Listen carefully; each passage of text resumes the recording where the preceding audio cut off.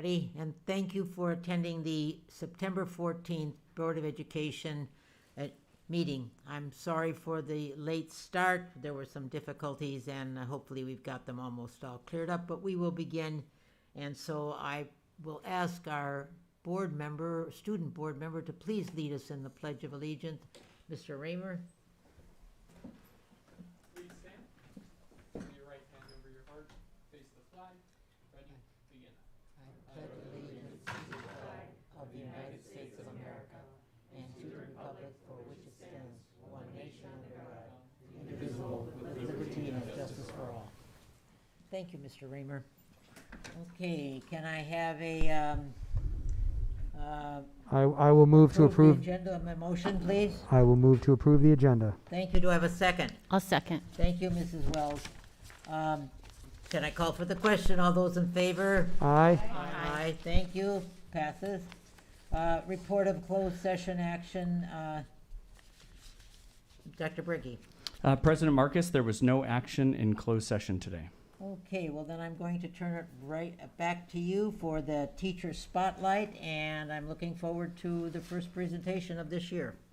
Thank you so much. There's so many successful experiences that are happening in our classrooms, and one achievement that we haven't talked about before publicly for quite some time is with our English learners and their promotion and their acceleration to becoming reclassified, to becoming a fluent English proficient student. And at this time, I would like to turn the recognition over to Principal Sarah Caber at Hawthorne. Good evening, Mrs. Marcus and Board of Education. Thank you so much for having us. My name is Sarah Caber. I'm the principal at Hawthorne School, and I'm thrilled to have Lori Vertuccio with me and some of my students. I just want to introduce Ms. Vertuccio a little bit and share a little bit about who she is, and then she's going to talk about her program. So Ms. Vertuccio was started in Beverly Hills Unified in 2016. She worked for 2 years as a reading intervention teacher, and then she became the EL coordinator. It's her 6th year in Beverly Hills Unified. Last year, the PTA recognized her as an outstanding teacher for her work with EL students. In December and January, in that winter, while we were away on distance learning, she had 10 students redesignated as fluent English proficient. And now, coming out of spring in May, we have an additional 18 students that have been redesignated. So I want to turn it over to Ms. Vertuccio, who can help explain what her program is and explain what it means to be redesignated.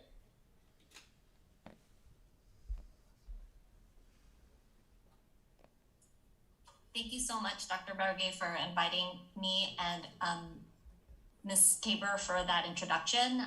My name is Lori Vertuccio. I'm the EL coordinator at Hawthorne School, and I'm sharing a presentation that I've created for the parent meeting that's going to take place next month.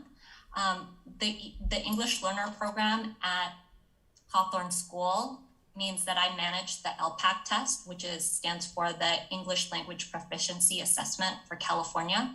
There's 2 tests. The first test is to enter the program, and when students come and to enroll at Hawthorne the district, they fill out a home language survey, and if there's a language other than English on the survey, then they take the LPAC test, and if they either score that they're fluent in English or they're an English learner.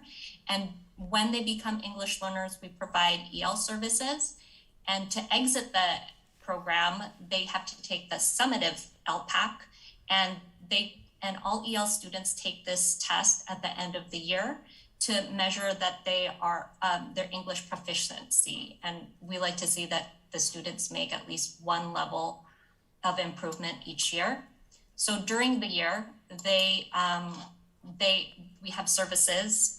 The teachers in the classroom provide integrated ELD, and for designated ELD, which is a protected time,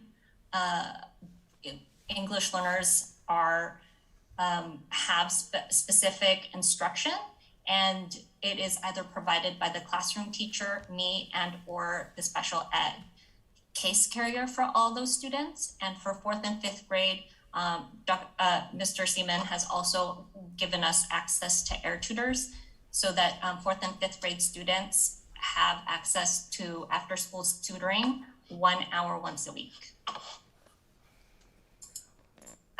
So for students to exit the program, they not only have to score an overall 4 on the summative LPAC test, they also have to be reading at grade level. And for grades 3 and up, that means that they have to pass the CASP with a score of 3 or higher.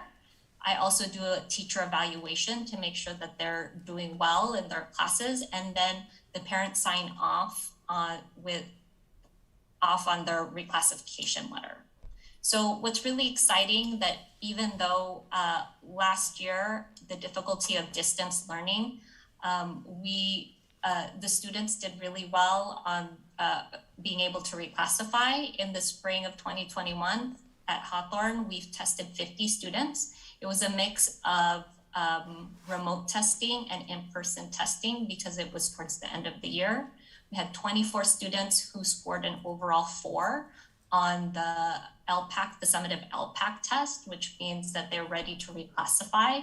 And they had a really great year, even though we were in distance learning. And 19 students were able to reclassify and 24 scored an overall 4. And here are some pictures of some of the students that reclassified, and their parents let us put a shout out to them and their accomplishment for having a great academic year. Thank you so much for letting me talk about the program. Thank you, Ms. Vertucio. We don't get to talk about this so much, or we haven't been talking about this so much, but having Ms. Vertucio full-time working with our students as dedicated time, like that protected time, that's one of the benefits that came out of reconfiguration, of allowing our EL students to actually go to an EL teacher and an EL coordinator as early as kindergarten, where we have that early intervention. Means that we have far more students that are redesignating as fluent English proficient early on in elementary school. And we're so thankful that this is part of what we can offer our students. So thank you, Ms. Vertucio, and thank you to the Board of Education for having us tonight. Thank you. Thank you for that lovely presentation. Very interesting. I wonder if any of the board members would have a comment or want to ask a question. Start with Mrs. Tristan Walker-Schumann. I would thank you for your work. This is an area that doesn't get enough attention, and it's clear that you're doing not only tremendous work, but a huge service for our students. So I thank you for your contributions and your success. Thank you. Mr. Eli Raymer. I want to say something pretty similar in that it's amazing to see a program like this flourishing at the level that it is, and I'm looking forward to seeing it continue as such. So please continue with your great work. Dr. Stern. Wonderful presentation, and I agree with Ms. Walker-Schumann that this is an underrepresented and underfeatured program. So I enjoyed seeing the presentation. Thank you. She's giving me feedback. Okay, Ditto. Mr. Margot. Yeah, ditto. I don't want to take up time. Okay. Mrs. Wells.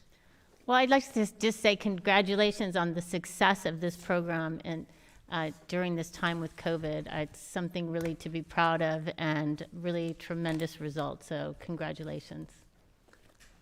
I just have a couple comments. It was an excellent presentation. I enjoyed it and very clear and concise. I just wanted to question one more thing. I do hope that we have a similar program at Horace Mann School. There's another parallel program at Horace Mann, so that, okay, thank you very much. I knew there was, I just wanted to point that out. That'll be on the 28th. How many? That'll be on the 28th. Aha, oh, okay, thank you. Thank you very much. Thank you very much, everybody. Appreciate that. Have a nice evening. Okay, now we have the agenda hearing period, and I do want to apologize, but due to the number of people who wish to speak, we are going to limit everybody to 2 minutes. If people are speaking in lieu of others and they've donated their time, we will make that double, like 2 people, it will be 4 minutes, and if it's 3 people, it will be 6 minutes. And so I will start first with Natasha Imani.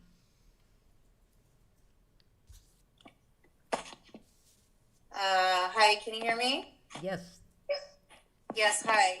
I'd really like to use my full 3 minutes. I waited almost an hour to get my speech in, and I would really appreciate it if you could give me the full 3 minutes. I've never spoken before, so I'd appreciate it. We all have to take time out of our day to make sure we're here on time. I was on time, and unfortunately, you guys took way too long. So please give me the 3 minutes. I'd really appreciate it. I knew that was going to happen. Did you give her 3? Let me know when to start. Okay. Well, go ahead. I'm gonna try. Okay. First of all, thank you so much for having me. I want to start off by saying a few things. Based on the actions of our school district and this board of imposing illegal and unlawful quote-unquote mandates, which are not laws, such as masking children, testing, and quarantining the healthy, it seems that this board is considering mandating medical treatment for the children in its school district for reasons that have not really been fully articulated or even supported by hard facts and scientific evidence. But you are not medical doctors, and these children are not your patients. In providing medical treatment, there must be a doctor's order and parental consent that requires a physician to patient relationship. Even a physician must obtain informed consent from a patient before he or she can perform a medical treatment or procedure on a patient. Administering a medical procedure, such as sticking a needle in a patient to inject any substance, without obtaining informed consent is a violation of law. Last I checked, as a citizen of this country, we and our children are protected by the Constitution from these tyrannical measures. A doctor cannot even give a chickenpox vaccine to a child without the parent's informed consent. Yet this board may want to mandate a newly created, experimental, barely aged vaccine for emergency purposes only on our most precious in society. For any parent or board member to insist that all children be forced to vaccinate or be masked are usurping the role of a parent to make that decision for their children and are doing it without obtaining the parent's informed consent. It is not sufficient to refer to the CDC or the NIH. Is the CDC or NIH a licensed medical doctor providing our kids with medical care and treatment in a physician-to-patient relationship? The answer is no. Is a school board a licensed medical doctor providing our kids with medical care and treatment in a physician-to-patient relationship? The answer is also no. Mandatory masking, testing, and quarantining, and possibly jabbing them with an experimental substance are all unlawful acts and by definition are not treatment with informed consent. By voting to mandate medical treatment, you are not only acting as their physicians and ordering medical care, but you are depriving parents of informed consent for the treatment of their children. If you vote to do so, you will be faced with extremely costly and time-consuming litigation. Please understand that I am not taking an anti-vaccine position. However, I am taking a pro-choice, pro-freedom stance for the rights of our minors. It is not the children's job to protect us adults. It is our job to protect our children. Finally, this quarantine policy must cease immediately because there is no medical indication to support discrimination against an asymptomatic child. This policy, based on guidance from LA County, is completely illegal I'm and sorry, results Miss. in I'm ongoing sorry, Miss inequitable. Imani. I have to stop you. I'm sorry. I'm sorry. Thank you very much. Ralph Levy. Thank you. Thank you for having me speak. So why are we having this meeting remotely instead of in person when our kids are going to school in person? That's because the risk of COVID-19 transmission is much greater among adults than it is among kids, where the risk is extremely low. I am vaccinated, as is my wife, and I believe mandating vaccination for 12 years old is endangering their health for 3 reasons. One, a healthy 12 to 15-year-old boy has 6 times more chances to be hospitalized for myocarditis out of a second shot of COVID vaccine than to be hospitalized due to COVID-19. I provided the references for that study, which is available online. 2, the full approval of the FDA has only been delivered for teenagers starting at 16 years old. It's still in emergency use status for 12 to 15-year-old kids, meaning that it should not be mandatory. There hasn't been any major COVID-19 incident among students in my kids' classes in both Beverly Vista and Harassment in a month of in-person learning, which also confirms that transmission among kids is really unlikely. As a consequence, I believe that this board should not mandate this vaccine for 12 years old, as it puts kids' health in jeopardy. If parents here decide to agree to vaccinate their kids, it should be their own choice, not mandated by this board. If there is a mandate in BHUSD and one of the kids suffers from myocarditis, what will parents tell our kids? Sorry, we knew there were a risk, but follow the board. As a parent, I will not take the risk and refuse to make a decision that can harm my child, and that no other board of education besides LA mandated. I treat my kids' health over unsafe mandates. Please consider our kids' health before putting their health in jeopardy. And as a consequence, I'm asking the board not to mandate this vaccine for all kids over 12 years old and not to put our kids' health in jeopardy. Alone, I cannot do much, but if other parents agree with me and join me in willing to protect our kids' health, the board will listen even more. Thank you. Thank you, Mr. Levy. Nikki Rezvani.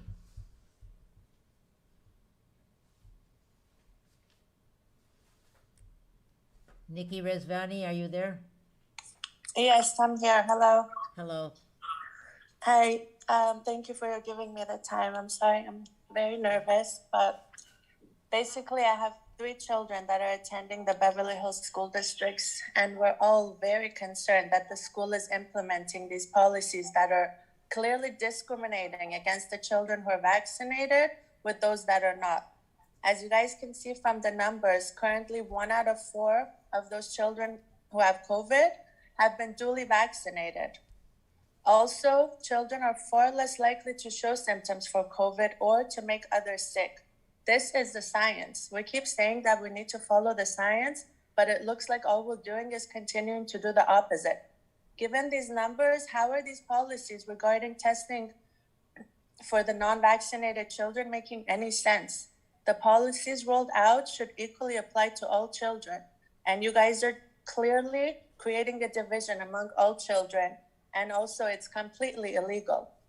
Furthermore, your quarantine policies are incredibly unfair to the children who are missing out valuable school time. You are punishing the children by making them miss 10 days of school without offering any Zoom. They're unable to make up that valuable time.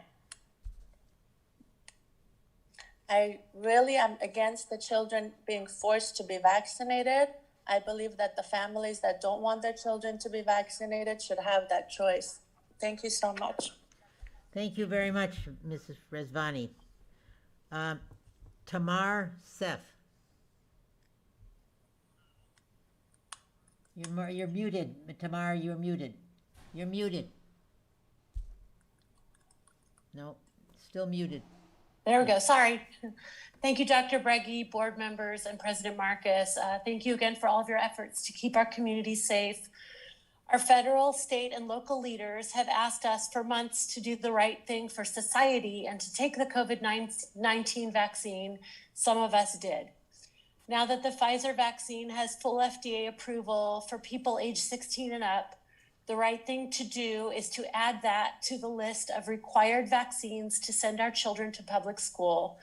Additionally, teachers and staff should be required to be vaccinated. I assume that about half of the high school student body is age 16 and up. Thankfully, the district's infection numbers as of Monday were fairly low. However, I should note that the majority of our district's student cases have been at the high school.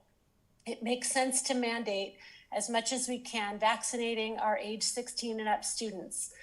In my perfect world, students age 12 and up would be required to be vaccinated, but I understand how difficult that might be while the vaccine is still under emergency use authorization for that younger group.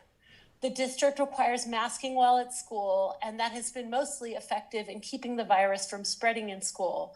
The district cannot enforce masking on students and staff while they are outside of school. But if students and staff are required to be vaccinated, those vaccines work inside and outside of school. We all want this pandemic to end. Allowing part of our community to pretend it is not a problem will not bring its end. Requiring our whole school community to do their part will help. On another note, I urge the district and its labor partners to reach an agreement whereby students who are quarantining at home can see and hear what is happening in the classroom via Zoom. Thank you. Thank you very much, Ms. Seth. Okay, the next speaker will have 6 minutes because she's been ceded time by Michelle Yashapur and Janice Brennan. Judith Manicherry, please. Judith? Hi, thank you. Dear President Marcus, members of the board, Dr. Breggy, and BHUSD community, thank you for all that you do for our families. My name is Judy, and I am a proud product of the city of Beverly Hills. My husband and I are blessed to live in the best city in the world, and we send our 3 kids to Beverly Hills schools. Growing up in Beverly Hills in the days of teacher Ron Brown, remember him, Mrs. Marcus? I sure do. And board members Frank Fenton and Lillian Raphael, our community leaders led with a common purpose to create a sense of community, united in integrity and trust. Those folks inspired us to get involved, be civic-minded, and have mutual respect. We are all aware the pandemic has exacerbated our atmosphere of social and political division. It is during these trying times a community needs leaders who develop unity and reinforce compassion. Before you tonight are several important issues. I would like to remind you of the board's bylaws number 9010, which requires members to recognize and respect differences of perspective.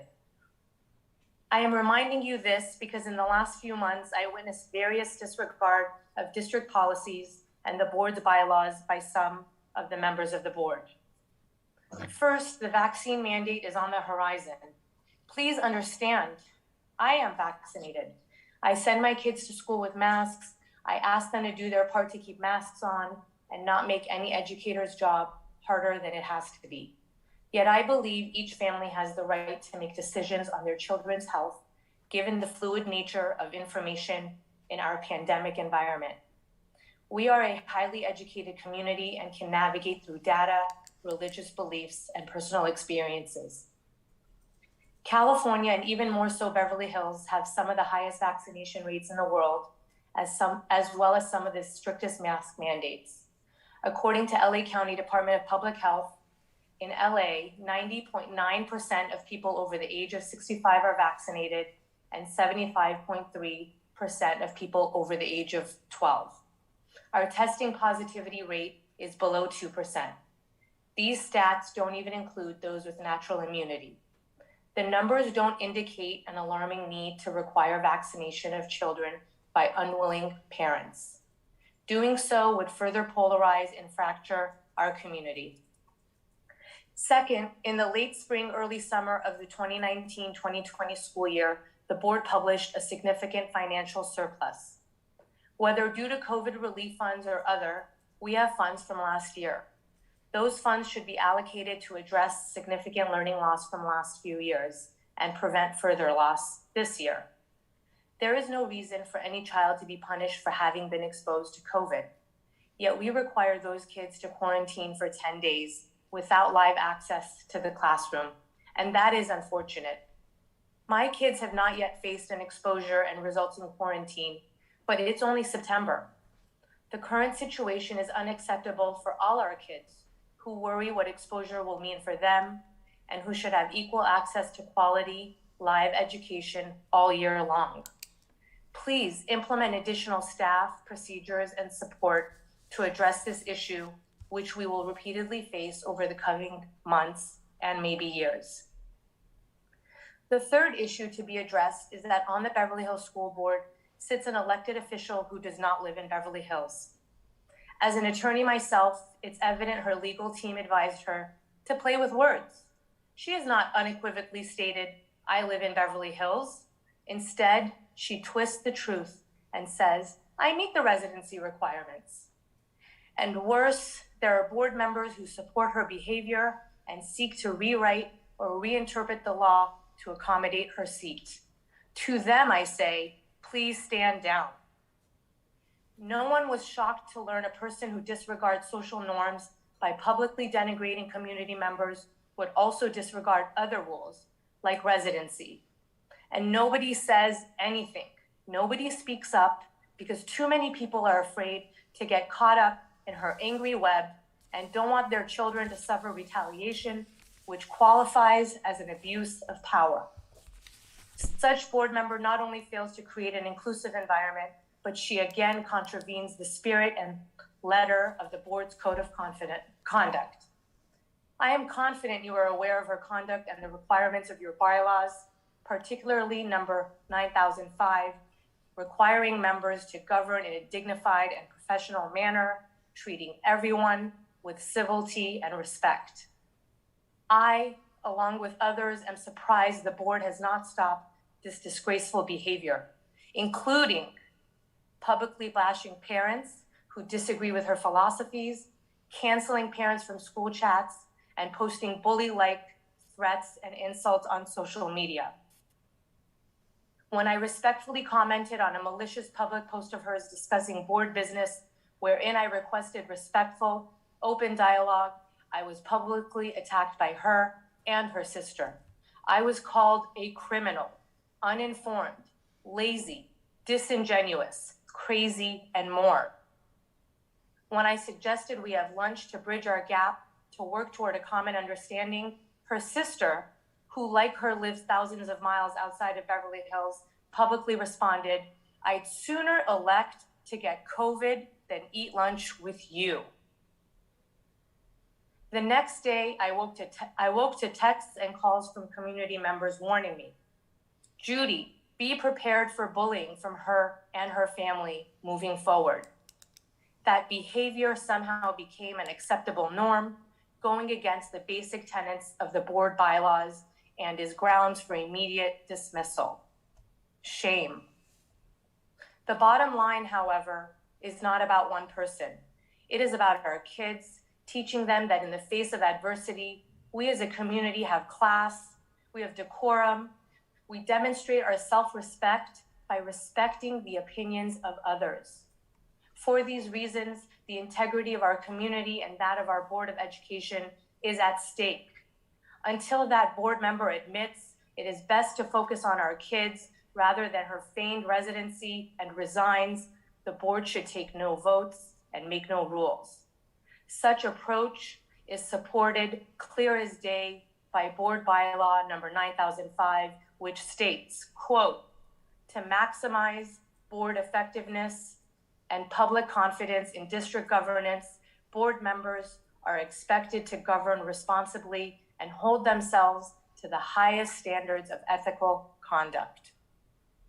Tonight and in the coming weeks, I ask the board, please recognize and confirm the board's commitment and overarching goal to uplift our community by creating a sense of unity, a sense of calm, respect for all members of our BHUSD, whether we agree with one another or not.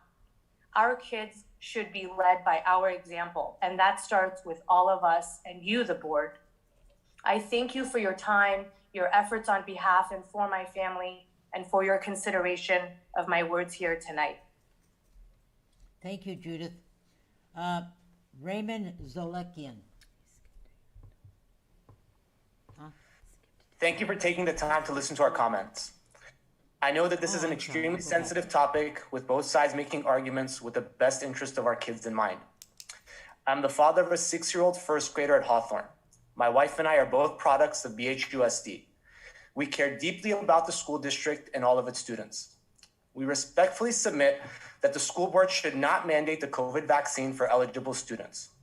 While this pandemic has been extremely stressful and difficult for all of us, I believe that this decision should be made based on facts and statistics rather than emotion, exhaustion, or a desire to get out of the pandemic at all costs.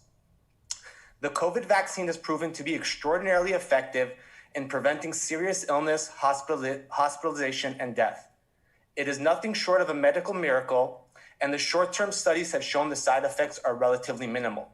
However, when looking at the statistics of how this virus affects kids, I think I missed a page here. I don't believe that it warrants the mandate of such a newly developed vaccine. According to the CDC, during the entire course of the pandemic, 412 children under the age of 18 died in the entire United States. That is an average of 275 deaths per year. While this is undoubtedly tragic for each of those families, we should not be making policy based on the fear of individual tragedies, but based on the overall likelihood of harm.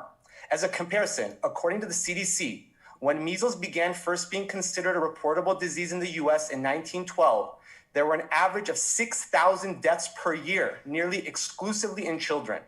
Adjusting for population growth, that is the equivalent of approximately 20,600 deaths per year in 2021 numbers. You simply cannot compare COVID to the other diseases for which we mandate vaccines. Secondly, this is a new vaccine that was developed and approved in record time. There has not been sufficient time to research potential long-term effects. According to a 2017 study published in the Journal of the American Medical Association, nearly 1/3 of drugs approved by the FDA between 2001 and 2010 had post-market safety events. Nearly all of those affected drugs required a black box warning to call attention to serious or life-threatening risks.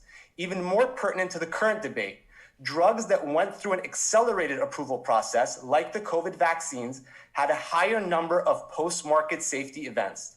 Lastly, a blanket vaccine mandate that does not account for prior infection ignores the overwhelming evidence that has shown that prior infection confers greater immunity than vaccination. COVID is not the measles. COVID is not polio. COVID poses a statistically insignificant risk of harm to children. While I absolutely understand a personal decision a parent may make to vaccinate their child, based on the going, a vaccine mandate is unwarranted. 2 minutes are up. I'm sorry. Thank you. I thank you for your comments. David Hakimfar. Sharon is going to cede her time to David instead of speaking. So, good afternoon, Ms. Marcus. This is David Hakimfar. I'm a former student of yours. First, I wish to thank you for the greatest lesson that we're about to give to the children of this lesson. It's going to be a lesson. You will have double time. I just wanted to let you know. I'm sorry to Thank you. Okay, go ahead. Thank you. Thank you, Ms. Marcus. This is going to be a lesson on human rights as well as the real and lethal implications of this action to the children. Because your opinions are obviously important to all of us, I implore each of you to write down 2 critical and fundamental questions prior to making your decision on children's mandatory vaccine. First, do the benefits of mass child vaccination outweigh the risks, or do the risks outweigh the benefits? The uncontroversial and scientific answer to that question is, well, it depends on the person's age and their health condition. I believe we can all agree on this. Last week, a teenage girl shared with me how she suffered from a 30-day period following receipt of the Pfizer vaccine. Her doctor has now prescribed her hormonal birth control to recalibrate her body. The vaccine devastated her reproductive system, as well as many, many other girls that I've spoken to. It is also a cold, hard fact. 80% of women vaccinated in their first trimester suffer from miscarriage, far above the normal miscarriage rate. And we've all seen the latest report that boys 12 to 15 are 6 times more likely to be hospitalized for myocarditis than unvaccinated. People have defended this fact by claiming boys who get the COVID vaccine can also get, boys that get COVID can also get higher incidence of myocarditis. Well, that argument only holds water under one condition, that we ignore the amazing pre-hospitalization treatments that are effective cures of COVID-19. I'm speaking of hydroxychloroquine, ivermectin, and Regeneron, which saved my entire family from severe pain and hospitalization. When the child or any person receives early treatment, it gives one a 99.9% less chance of hospitalization and death. The ones who have done the pure scientific research know the following to be true. It is a fact. None of the randomized controlled trials using early treatments were provided in the first 5 to 7 days after the onset of treatments. It is a fact. Every one of these randomized controlled trials were done with hospitalized patients only. It is a fact. Treatment at the onset of symptoms is always more effective than hospitalization. And it is a fact. None of the randomized controlled trials against the use of hydroxychloroquine use the full cocktail of hydroxychloroquine, zinc, and azithromycin. This is a debate which must be had and is badly missing. Where are the institutions, schools, and corporations having this debate?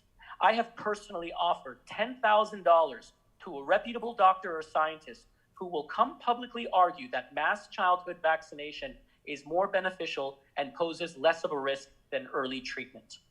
The second question we have to be asking, the second question is, will medical and religious exemptions be provided to the many children who are not medically or religiously cleared to receive this gene therapy? And yes, it's gene therapy. This is a far cry from the invention of the vaccine, where it was a doctor in France who gave his daughter cowpox so she wouldn't get smallpox. I was born, raised, and entirely educated in Beverly Hills. Miss Marcus, you had me as a teacher, and if you remember well, you were never afraid to express yourself on the side of a hard debate. I challenge you, I implore you, hold a debate. We have to discuss whether the benefits outweigh the risks. You can't even find a single debate on this online. It's badly needed, and we need to have it. Thank you very much for your time. Thank you, David. Thank you for speaking. Now we have Sean Tabibian. Yes, thank you very much. Thank you for your time, and thank the board for doing what you guys do. I want to start off by saying that I have been in the laboratory field for many, many years, and I also run a COVID testing laboratory. I'm also in touch with a lot of scientists, and I am constantly reviewing medical data, data from the CDC, data from the FDA. We actually have doctors and PhDs that work directly and closely with the FDA. And I've learned quite some interesting facts, during this time. I've also been myself been infected with COVID-19. And as a matter of fact, I was one of the first people to sign up for the Eli Lilly trial for monoclonal antibodies. And I was a guinea pig. So I'm not anti-vaccine. I'm not anti-science. I'm not anti-treatment. However, I am deeply concerned about the safety of this experimental drug. And, last night, I just wanted to check on VAERS to just get an idea of what's being reported with the use of the Pfizer vaccine. And it's interesting because 40,000 events showed up in that age group that I was looking at. It didn't even have enough of a space for us to download because there were too many lines of adverse events. So what I did was I narrowed it down to just hospitalizations of kids between a certain age group. I think it was 7 and 16 years old, to see how many of those have been hospitalized. And I have the data right here in front of me, and I've been going through line by line every single one of these. And it's just heartbreaking to see that these kids had to suffer shortness of breath, chest pain, heart attacks, strokes.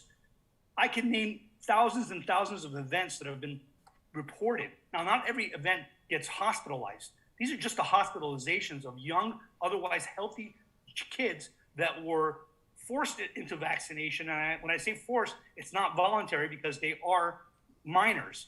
They were forced into vaccination, and they were given this experimental drugs. And as a result, these healthy individuals have suffered severe consequences. Some of them have died.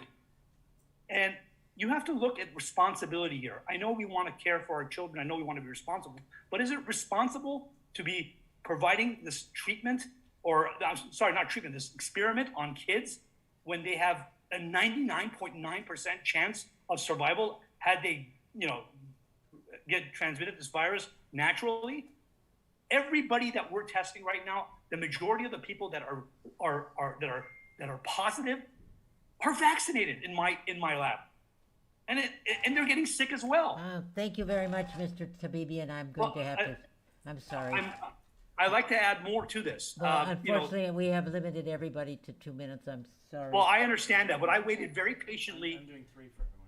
Are you doing 3? Yes. Well, we've been doing 3. Well, your 3 minutes are up. I'm sorry, Mr. Tabibian. I'm sorry. Dr. Michael Amir. Michal.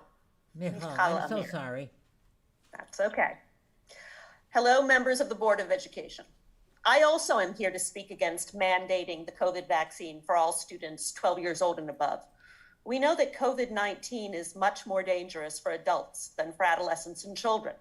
Let's look at the hard numbers.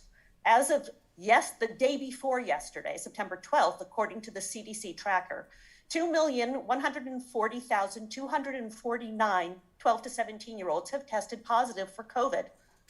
249 have died. That's approximately 1 death per 10,000 cases. Again, adolescents are not at significant risk. The CDC analyzed COVID transmission than any other path. There is disagreement about how to manage teenagers. Research results can be interpreted in different ways. For example, the UK is vaccinating only vulnerable 12 to 17-year-olds. On the other hand, LAUSD just mandated vaccination for students to be able to go to school, and you are now considering that same thing. So we are living in a medical experiment. We are all trying to do the right thing, but the truth is we do not yet know enough to know what that right thing is. But we do know what is wrong: keeping children out of school. COVID-19 locked us down for a year and locked them out of school for a year. The educational loss and psychosocial damage will affect these kids for the rest of their lives. So please, do not mandate the vaccine for students. Let the teachers and staff get it. The value of COVID vaccines for adults is well established. Then let parents who are comfortable giving their teenagers the vaccine, give it to them. And let parents who are not comfortable giving their teenagers the vaccine, not give it to them. Thank you. Thank you, Michal. I'm sorry I mispronounced your name. Pantea Shakib. Pantea? Hello?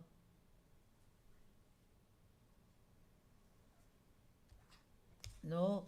I'll call Pantea. I'm sorry, we will go on. Debbie Mansouri. Debbie Mansouri. Debbie?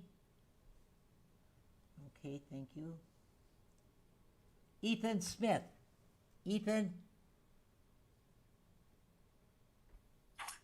I am here to comment on item 14 on tonight's agenda, discussion of mandatory COVID-19 testing and vaccinations for all eligible students. I encourage you not to just discuss these two vital items, but to take action and implement them to keep everyone as safe from COVID-19, the Delta variant, and whatever new variants may be on the horizon as possible. We were on the cutting edge of being on top of this pandemic, and I applaud the district for the actions that were taken last year to keep our community safe. With Santa Monica, now LAUSD, both mandated vaccines for the eligible students, however, we have fallen behind. Just this morning, I received another email from Dr. Horvath warning us of potential COVID exposure at the high school. Most of my colleagues have had students pulled from their classes to do contact tracing, and the problem is not improving. Why wouldn't the board do everything in your power to fight this disease and keep us all safe? I would hate for us to be on the wrong side of history when all is said and done if Santa Monica and LA kept their students safe and Beverly Hills instead had to deal with tragedy. The employees of BHUSD were all required to provide proof of vaccinations, and it's time for our students to do the same. I'm going to end with a story some of my students recently told me. When contact tracing is necessary, our principal at the high school is very often the one who quietly enters classrooms and gestures silently to students to go with him. My students have seen this happen so frequently that they have started referring to Mr. Meade as the Grim Reaper. They mean it in jest, of course, but please do not wait any longer on taking action on requiring our students to be vaccinated or tested as they are in Santa Monica and Los Angeles. We don't want the real Grim Reaper in our schools. I know making this decision will not be popular with all of your constituents, but being in a position of power means sometimes having to make the tough choices. Make the tough choice and do the right thing. Thank you, Ethan. Shelley Azizi. Shelley, I see you're there. Hi, yes. Thank you so much for having me tonight. I know you have a lot of speakers, so I'll cut straight to the point. I would like to address two items tonight. The first is the COVID-19 vaccine mandate for 12 to 17-year-olds in the BHUSD community. I would first like to clarify that I am vaccinated. I will be getting a booster when it is available. I have fully vaccinated my children with all the required vaccines up until this point. So I'm not an anti-vaxxer, but I follow the science and I fully support anyone who wishes to vaccinate their child. I am, however, very concerned about a forced mandate that does not take into consideration each family's personal choice and circumstances. I would like to remind you that the vaccine is still under emergency use authorization for this age group. And as an attorney, my specific concern is that you are opening this district up to significant liability by electing such a sweeping mandate. Let each family make their own choice. Don't force this upon our community. I keep hearing everyone say, well, if LAUSD and Santa Monica and Culver City just passed the mandate, then BHUSD is inevitably next. I want to remind you also that we are not, nor have we ever been, those other districts. Anyone who wants an LAUSD education can simply move outside their borders. It'll certainly be cheaper. What makes our district unique is our ability to cater our children, our education to our student body. We try to teach our children to think outside the box, question herd mentality, and ask if something is truly right before we follow the masses. In this case, the district should practice what it preaches. Let us not make decisions based on what other districts are doing, and at the very least, wait for full FDA approval for this age group before we impose such a sweeping mandate. The second item I would like to address tonight is the district's policy regarding quarantined children. As of now, the district has absolutely zero plans in place to address teaching the kids who will inevitably be forced to stay home for 10 days. Just last week, my own daughter was quarantined with absolutely nothing to do. Our district spent a significant amount of money and resources to come up with a robust online learning program last year. What happened to it? Why are we not using these resources to teach our children who are literally sitting at home with nothing to do? The learning loss these kids will experience as a result of these forced quarantines is unconscionable. The district can and must do better. Enough with the excuses. We are the 1.5 years into this pandemic. This district should have figured this all out before the school started. I urge you all to consider that the clock is ticking and to come up with a robust plan to ensure that the children who are sent home will be able to learn alongside their peers who are in school. Thank you for your time and consideration. Thank you, Shelley. Jill Myers, you will have 6 minutes because you have been ceded time by another speaker. Jill Myers. Thank you so much. Oh, my apologies. I didn't mean to interrupt you. Thank you very much. Good evening. My comment pertains to the issue of board member voting on any and all items on this agenda in light of the complaint against the Vice President of the Beverly Hills School Board, first reported in the Beverly Hills Weekly. The complaint alleges, among other things, that Ms. Walker-Schumann is not domiciled in the city of Beverly Hills as defined by California law, that she and her family have moved to Pennsylvania. If her domicile is not in Beverly Hills, then she cannot serve on the Beverly Hills School Board and she cannot vote on any agenda items as of the date of her move, including on issues relating to vaccine mandates and COVID testing, which are crucial issues and may be decided by one vote. According to California election law, at any given time, a person may have only one domicile, not splitting between two different places. Just in the last 10 days or so, Ms. Walker-Schumann posted a photo of herself on Facebook showing that she had voted in the recall election. If her domicile is in Pennsylvania, then she cannot legally vote in California. Her domicile is also relevant for the purposes of her seat on this board and her ability to vote on district matters. If Ms. Walker-Schumann's domicile is in Pennsylvania, then she cannot serve an elected office in Beverly Hills, California, and she cannot remain on the school board. In the Beverly Hills Courier, Ms. Walker-Schumann put forth her driver's license and her absentee ballot as proof of her domicile. Now, the Roxbury Park tennis courts won't even accept a driver's license as proof of residency in Beverly Hills. So her driver's license, real ID or not, is clearly not by itself acceptable proof of domicile. Her voter registration is tied to her DMV information and likewise does not validate a claim of domicile in Beverly Hills. The weekly article referred to the complaint's allegation that Ms. Walker-Schumann may attempt to put forth her mother's address as her own in order to offer the appearance of domicile in Beverly Hills.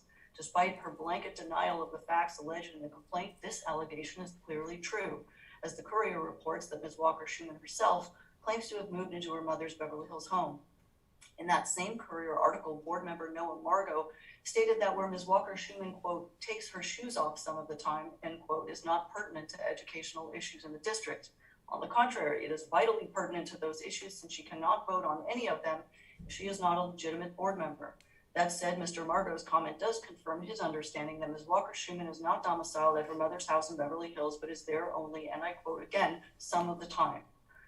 The allegations in the complaint are true that Ms. Walker-Schuman's seat on the board is not legitimate, and any attempt to proffer a false claim of domicile should result in consequences, including repayment of taxpayer dollars for attorney's fees and costs spent on the district's investigation currently in progress. If the allegations are true and the board continues to permit her service and allow her to vote on matters that impact our schools, then that necessarily implies an agreement by the district to allow all families to violate residency rules without punishment. Despite what Ms. Walker-Schuman has said in her published responses to the complaint thus far, the airing of these issues is not a personal attack. It is democracy at work. Her fiduciary duty and responsibility undertaken in her oath of office to uphold the laws of the state and the Constitution are paramount, and it is the responsibility of the citizens of this city in a democracy to speak up when elected officials appear to be breaking the law. This is only about the law and nothing else. Ms. Walker-Schuman is a public servant, and she answers to the people of this city.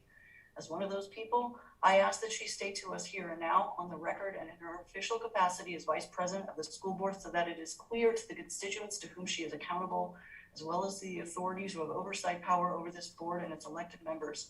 Please explain where in the city of Beverly Hills you are domiciled, as domicile is defined by California law, not any other law, California law, and as it is required by applicable city, county, and state laws governing elected officials.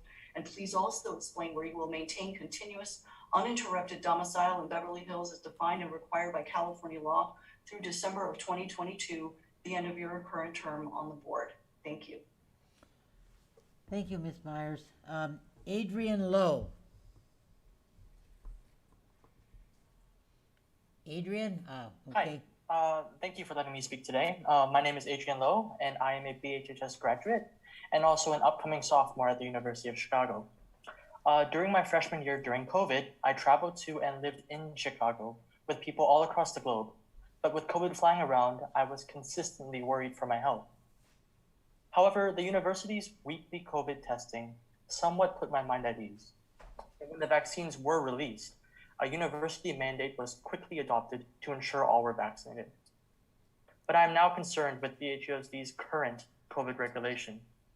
Though other districts like LAUSD and Culver City USD have decided to mandate vaccines and testing, I fail to understand why BHUSD has done nothing other than require masks on campus. While masks do help, I would not feel safe if the determining factor between having an outbreak and not having one is whether a student keeps or doesn't keep a mask on. And while you may think, this student doesn't have the virus, how are we to know? Not only does this system encourage the spread of it, but it also makes it difficult to contain if an outbreak does occur. And I am worried for my family, my mother who teaches, and my brother who is a part of the class of 2027. More concerned than I am for myself as a university student going back to college in 2 weeks for in-person learning. Regular testing is necessary. I implore the school board, for the benefit of teachers, students, and yourselves, please make the right decision and mandate testing and vaccinations. This is a matter of public health, not personal choice. Thank you. Thank you, Adrian. Alana Castanon. Hi, good evening, Board of Education and Superintendent Dr. Breggy. My name is Elena Castanon. I am a middle school STEM teacher and the certificated president of Beverly Hills Education Association. I'd like to begin by thanking you for your continued focus on safety during the pandemic. This, of course, is not a time to let up on our diligent actions for protection. Tonight, agendized items 14A and 14B call for discussion of mandated COVID testing and vaccination for our district's students. I encourage the board to consider that all school staff are under a state mandate that will either require evidence of vaccination or regular COVID testing to help mitigate the spread of the virus while we are on school campuses.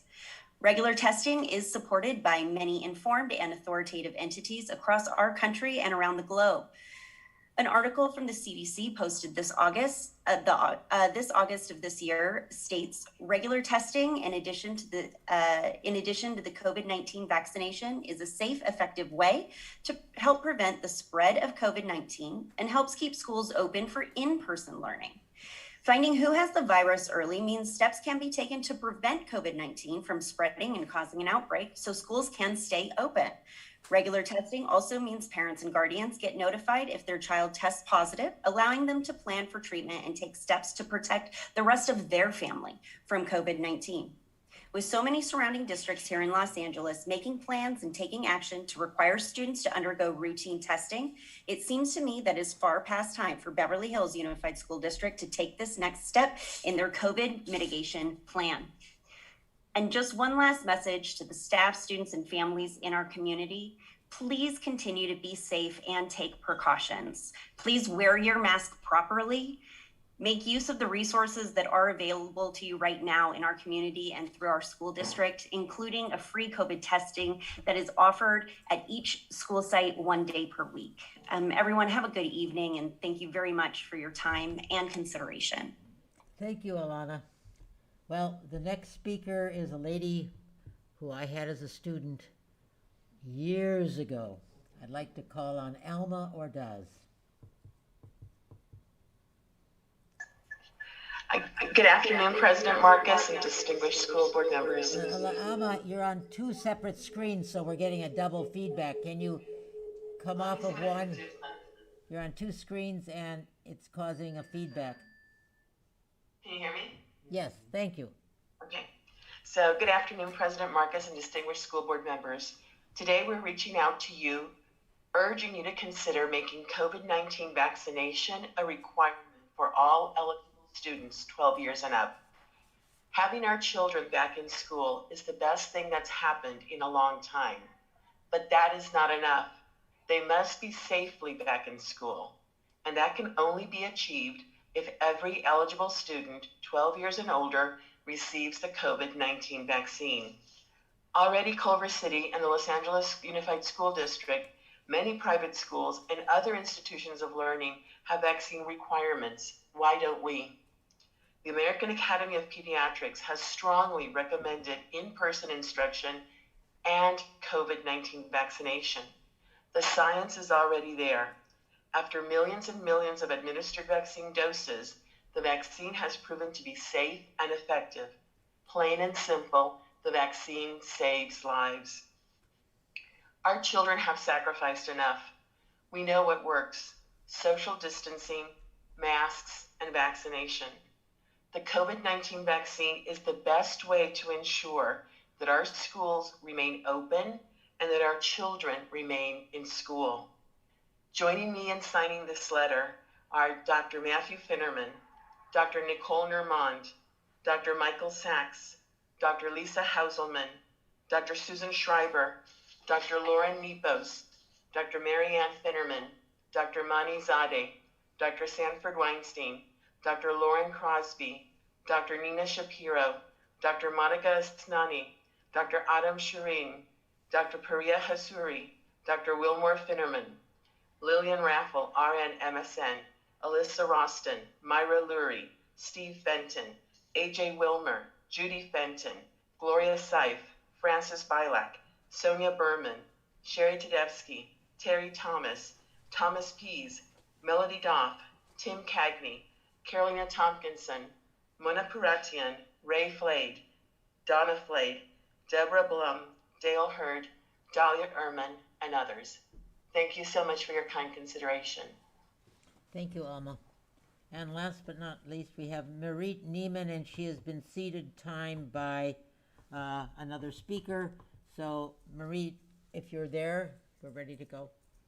I am. So I have the 6 minutes. Is that right? That's correct. Thank you, President Marcus. I want to talk about two things regarding mandates. Before this board considers taking such a dangerous action as to mandate any type of medical treatment for our children who are not your children, let's have an honest and forthright discussion about vaccinations, the side effects, and your authority.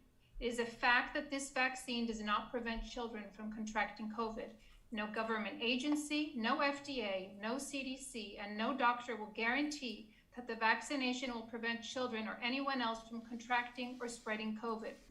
If there is any board member that disagrees, then they can sign a personal guarantee that the vaccines will protect our children from contracting COVID. I have a feeling this request will be met with silence. It is a fact that there are children who already have had COVID and have natural antibodies, which has at least the same as, if not more immunity than the vaccine. Yet this school board's policies discriminate against those with natural antibodies by not even mentioning or accounting for those with natural immunity. Why is that? We deserve an answer. It is a fact that COVID vaccinations have side effects, including myocarditis and pericarditis in teenage boys in particular. Yet this board is contemplating forcing the vaccination on our young boys despite the FDA admitting that there are these side effects. It is a fact that COVID is not killing our children. While it may not be clear why that is, let's thank God that it does not kill them. Given that fact, this possible solution to this problem by mandating vaccines for all children makes no logical sense, other than some ulterior motive. Why would you impose these mandates when children seem to do okay? For the rare instance of a child who may need more protection, that decision can be made by the parent in consultation with the doctor, and no imposition should be made on other families. It is a fact that over 13,000 reports have been made to the CDC about death from the COVID-19 vaccination, and the vaccines now have the highest death rate of any vaccines in history. To put it in perspective, before the COVID vaccines, the average reported deaths to the CDC was approximately 100 per year. We've had this vaccine for just under 1 year, and it's already over 13,000. Do you want to be responsible for adding to that number? It is a fact that no one on this board can guarantee that there will be no long-term side effects from the vaccine. And it's doubtful that any one of the board members considering mandating vaccinations for our children will personally guarantee that there will be no long-term side effects to our children. In fact, those on the board that want to mandate for our children will be silent about assuming liability for any harm to a child for mandating this vaccine. If I am wrong, then please speak up. The fact is, medical treatment can only be provided by medical doctors who are duly licensed by law to practice medicine in a state. I would not feel confident that because BHUSD did it, you are covered. Parents will go to any length to protect their children. And I can guarantee you that you are inviting lawsuits you will be defending against as long as it takes. And if there is a way to hold any board member who votes for this mandate personally liable for any vaccine injury that occurs to a child, I would expect that that's going to happen as well. The other topic I'd like to talk about is the board. I want to first thank President Marcus and Ms. Wells for adhering to their duty to their constituents and asking for an investigation of one of its board members, who apparently wants to retain her seat on a Beverly Hills school board, despite the fact that all evidence thus far points to her no longer living in Beverly Hills. They should be applauded, not harassed, for their fortitude in fulfilling their duties. They understand that their constituents will not tolerate corruption. The question is why Mr. Margot and Ms. Stern have not immediately sought a full and transparent investigation into whether or not Ms. Walker Schuman lives here. She told the paper she welcomes one. Last week, I sent 2 emails to the board and thus far received no response. Those who have nothing to hide, hide nothing. Why are there any board members who do not want their constituents to feel confident and secure that the individuals on the board actually belong there? If these board members want this issue to be hidden and discussed in the dark, it leads one to believe that maybe other things are being hidden as well. How is this 5-member board supposed to vote on anything if Ms. Walker Schuman is not a valid board member? If she is permitted to vote on our tax dollars being used, all the way up to the paint color for the swim gym, the entire vote is called into question as invalid and based on fraud. And fraud vitiates everything. It is the height of hypocrisy and frankly privilege for Ms. Walker Schuman to insist she can retain her seat when a minor child who is caught not residing in Beverly Hills is removed from the school. So let that sink in. A student who doesn't live here cannot use a utility bill to demand a seat in our school, and neither should Ms. Walker-Schuman. What kind of an example is this board setting for its students if it permits one of its board members to continue acting on behalf of constituents she no longer represents? What are you teaching these kids by refusing to seek a full investigation and suspend Ms. Walker-Schuman from participating or voting on anything until the investigation, is complete? I anticipate Ms. Walker-Schuman will try to make things personal. They are not. She will try to deflect and redirect focus on some other issue or complaint she has, or even attack constituents. These tactics are tired, old, and don't work, and they're insulting to us. I'm sorry, Ms. Neiman, your 6 minutes are up. I thank you for your comments. Thank you. Okay, thank everybody for their patience. I'm sorry we started late. I hope that everybody, I'm sorry I had to cut some people off, but we just need to get on with the meeting. Again, thank you. I'd like to get a motion for the consent calendar, if that would be possible. I'll make a motion to approve the consent calendar minus items 9E, 9F, and 9J. But repeat those again, Mr. Margot. 9. E, F, and J. Who seconded that? Thank you, Mrs. Walker-Schuman. The consent calendar has been approved, a motion to approve it with minus 9E, F, and J. All those in favor? Aye. Okay, thank you. I'll hear a motion for item 9E. I'll make a motion to approve the air tutor service agreement for 21-22 school year. Thank you. That was Mr.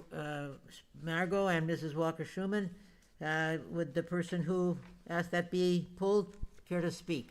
Yes, I pulled this item just so I had asked staff for clarification on the success rate for air tutors as a vendor in this department, and I just wanted to get that on the public record. So thank you, Mr. Okay. Any other comment on that? No, he's gonna answer to my question. Oh, I'm sorry. I didn't. I got turned around because my papers fell. Okay, thank you. Yeah, thank you, Mr. Margot, for pulling this. Air Tutors does provide tutoring services in our home language. So one of Ms. Vertusio earlier actually highlighted some of the services that they've been able to provide for our 4th and 5th grade students. They see students across the district from 4th grade to 12th grade, and 100% of our students that participated in Air Tutors last year passed all their classes with a C or higher. We identify the students that either may be struggling in an academic area and immediately put them in connection with a tutor that speaks their home language. And then they also are able to help with the parent engagement. They help tie in the parent and help them understand the American school system as well. So it's 100% of our students last year that participated in the program has been successful here at BHUSD. Thank you very much, Mr. Seaman. Thank you. Thank you, Mr. Seaman. Okay, I'll call for the question. All those in favor, let's start by, let's say, Mr. Raymer? Yes. Mrs. Wells?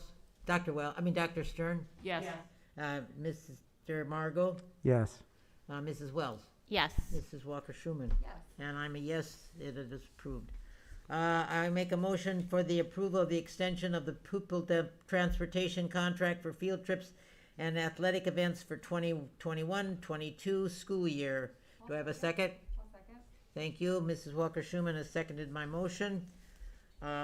Who else that this be pulled? Mr. Raymer. Mr. Raymer, can I hear your comment? Yeah, I just had a quick question about 9F in relation to on the PO with the doc ID ending in 299. It says that is an open PO for Beverly Hills High School athletic transportation, and the vendor name is Fernando Tours Inc. Why are there two athletic transportation things happening on this agenda? Mr. Ellis, could you possibly respond to that if you come to the podium, please? Thank you. Thank you very much, Mr. Ellis. My pleasure.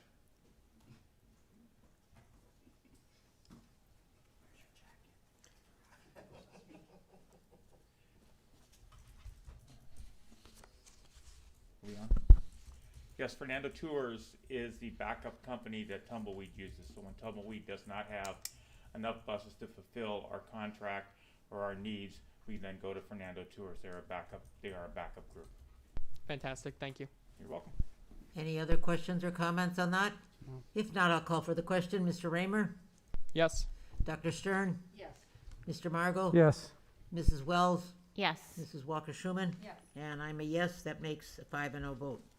Okay, I will move for the ratification of the purchase order report number 5 for 2021-2022.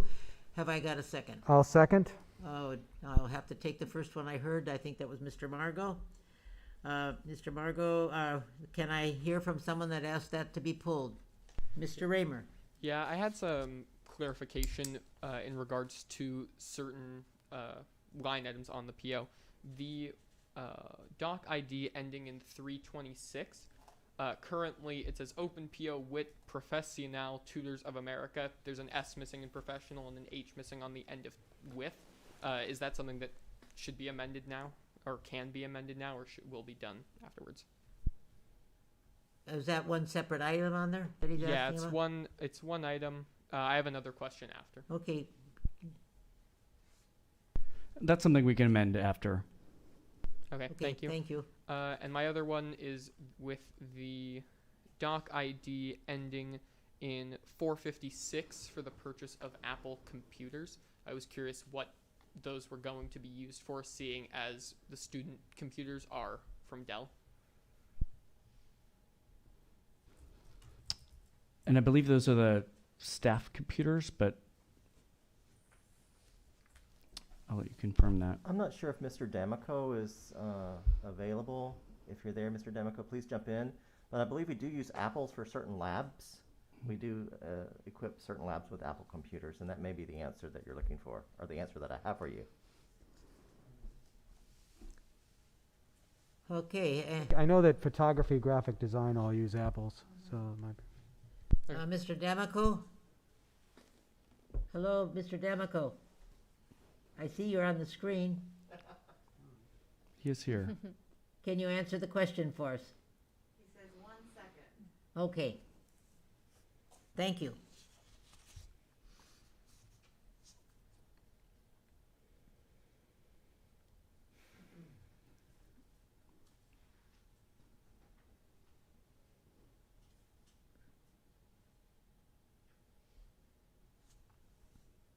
You'd be worried when the tech guy doesn't He says those are staff computers, and yes, he's having sound issues, and he will log back in. Okay. Okay, thank you very much. Pending the confirmation of that, I think it's all right. I'm sure you'll get an answer. Mr. Raymer, would you accept the fact that we call for the motion? Yes, of course. Thank you. Call for the motion, Mr. Raymer? Yes. Dr. Stern? Yes. Mr. Markle? Yes. Mrs. Wells? Yes. Mrs. Walker-Schuman? Yes. Okay, that was is there any other on 9J that needed clarification? No, that finishes our consent. Okay, so that will take care of that. And we have now come, Dr. Breggy, to the superintendent's report, I believe. Thank you, and good evening, everyone. I want to start off with an event. We have 7 different home games for football, and there's such a unique energy, and the attendance has been outstanding. So I want to start with something really positive that's happening at the high school. Here is a picture of President Marcus surrounded by all of our BHHS cheerleaders and also our mascot. So great picture there, lots of energy. We do extend that invitation to the entire community to come out and join us. We have another home football game, our third home football game this Friday. Home game? Yes. Okay. Mm-hmm. We had a welcome for our 9th grade parents in the Beverly Cannon Gardens, one of my favorite places to meet in Beverly Hills, and the PTSA and our high school administration always put on such an incredible evening. This is one of my favorite events of the entire school year, and this is just an opportunity to meet so many new parents to our school district. It was an outside venue, and lots of food, lots of drinks, and an opportunity just to meet lots of new families. So well put together, and it's, again, something every year. It's a very classy event and very well attended. And again, on that same line with the leadership with our PTSA, we had the first meeting of the year with our PTSA, and again, very well attended.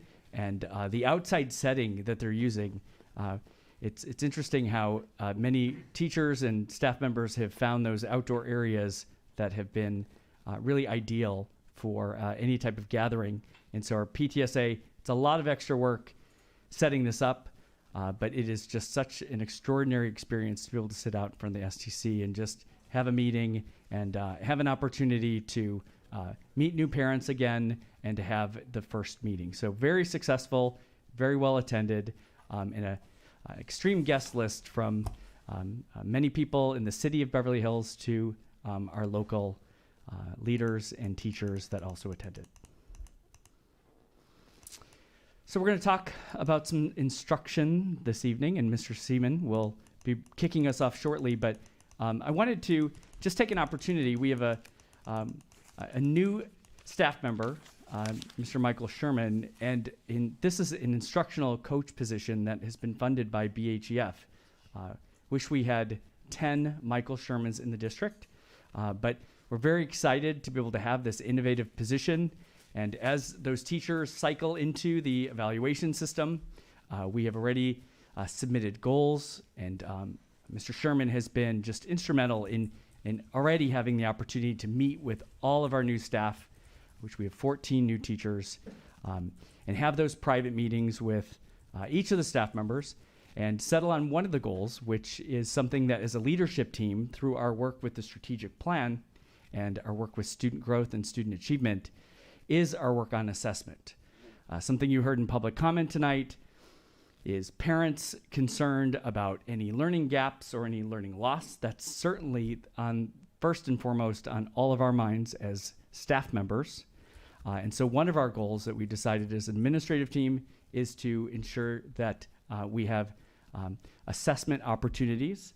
The assessment of learning is actually one of the 6 standards for the California Standards for the Teaching Profession. And then we have an opportunity where teachers are able to pick another SMART goal in some of the other areas, that everything from environment to design of learning.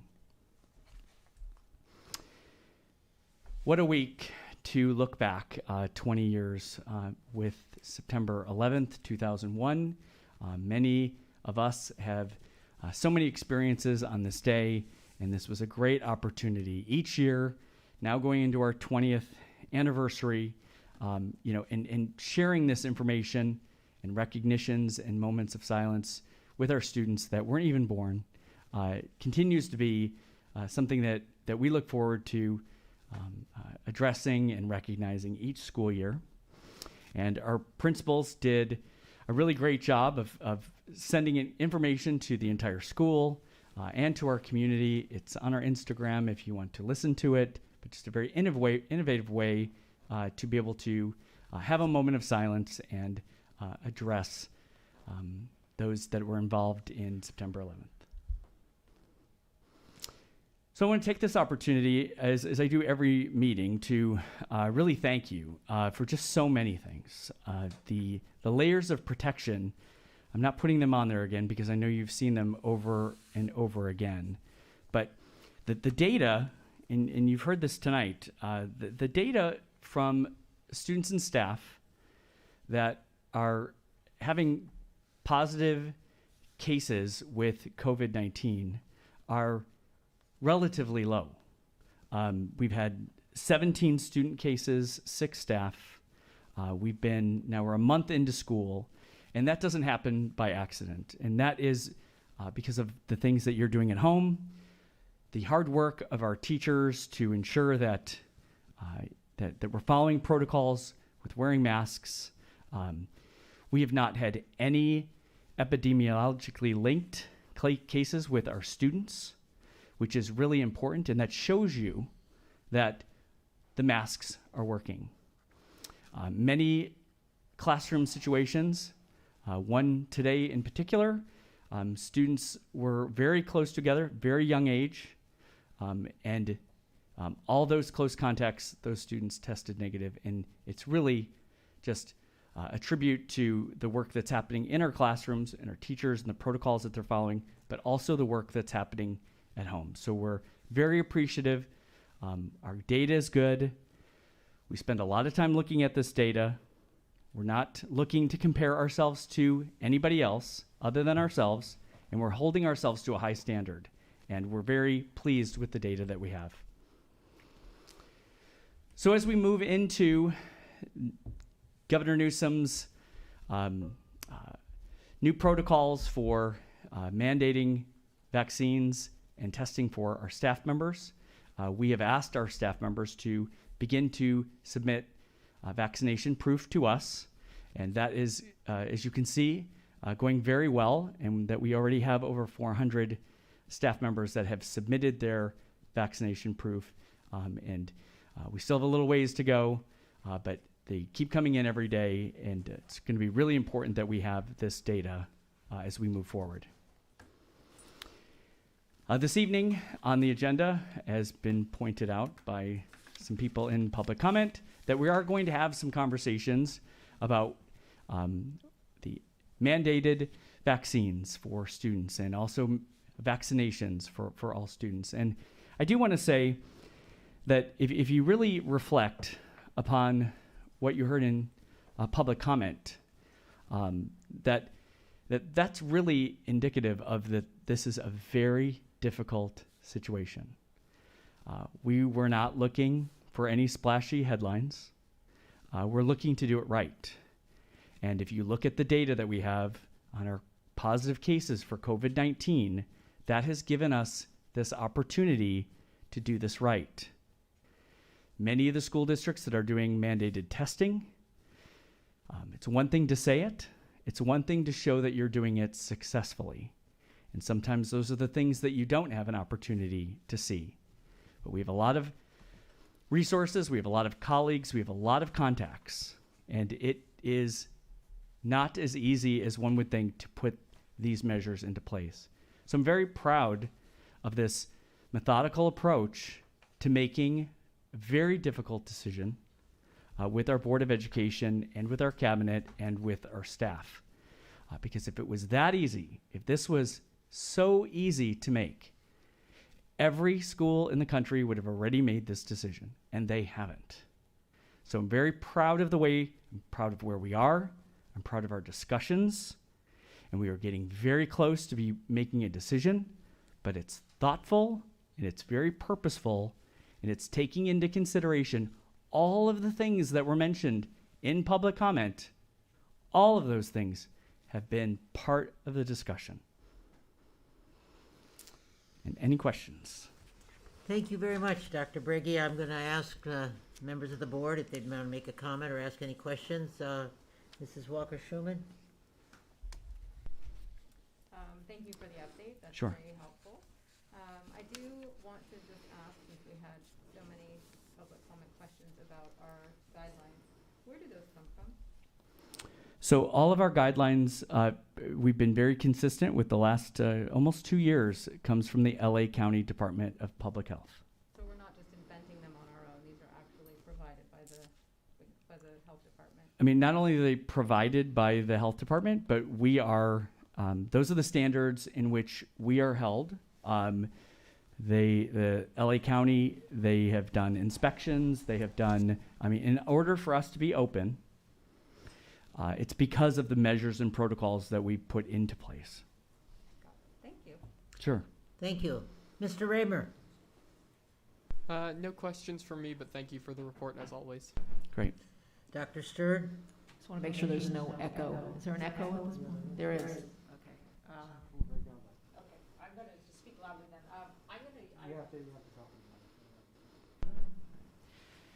I'm going to recall a phrase that you said on one of the slides. Thank you very much for that presentation, and that was zero on-site student transmission. I love that, and it resonates with me, and I'm really happy to hear that. And also, I know that, I did check the COVID database, and And we've been in school now for approximately a month, and I see that we have maybe 26 or 27 cases, and it remains relatively low. I'm also aware that the cumulative case rate in LA has continued to drop. So I consider myself an optimist, but it was a breath of fresh air to see your report. And I know we still have a long way to go and many difficult decisions, but I'm happy to see that at least it looks at face value that the mitigation strategies that are being employed at the school, generally speaking, kids aren't getting it at school, generally speaking, and I'm happy about that, and I hope that we can continue to stay the course of this difficult time. Thank you. Sure. Thank you, Dr. Stern. Mr. Margot. Mrs. Wells. I have no further comments except to say thank you for your report. Sure. Again, I want to just say thank you for that very thorough report, Dr. Briggy, and I'm glad that you did address some of the things that we are doing and that we are getting, as I'm very proud of what we are able to maintain with our COVID protocols and the way I'm very pleased with it. Okay. Mr. Raymer, student body report. Alrighty, I have a presentation as I've had for the past couple of weeks, and this one has videos. So I'll be with sounds. I'll be adjusting my sound a couple of times to make sure it's not too loud. But alrighty, let's get started.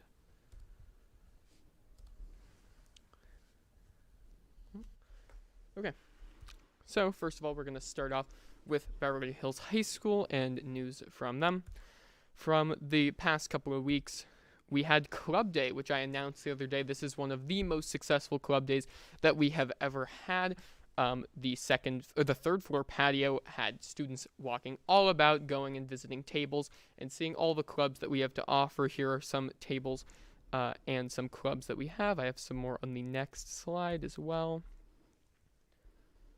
So, a great time. I really enjoyed it. It was also great to just see everyone there, because while we do get to see people in our classes, not everyone is usually in the same place. So it was great to see just how many people are back in school and how much better in-person learning is.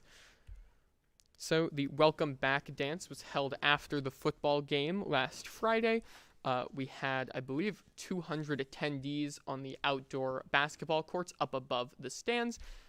And a lot of people seemed to enjoy having events like this to attend, and we're hoping in ASB this year to put on more dances than we have in the past.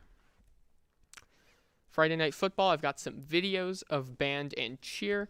So this is a montage that was made of band videos with some music over top. I just want to make sure it's not going to be too loud when it comes out of my... Oh, wait, hold on. Let me make sure I'm sharing with sound. Alrighty, there we go. So, once you can see it, bless you. Okay. If it'll work. Here she go, either a little too high or a little too low, but no self-esteem and vertigo, 'cause she thinks she's made of candy. Hey, oh, here she go, either a little too loud or a little too close, got a hurricane in the back of her throat, she thinks she's made of candy. Hey, oh, here she go, either a little too high or a little too low, but no self-esteem and vertigo, 'cause she thinks she's made of candy. Hey, oh, here she go, either a little too loud or a little. All right, well, that was a little louder than I had anticipated, but my computer audio was doing nothing. But yeah, band had a fantastic time. It was the first football game that they had been at since the year started. So I know a lot of the audience was excited, the team was excited, cheer was excited, and of course, band was excited. No, oh, not again. All right, and here is a video of cheer. Gonna set up a 3rd down and 10 for the Eagles on the north 6-yard line. Sorry for the lower video quality. I sent them through email to my phone, to my computer.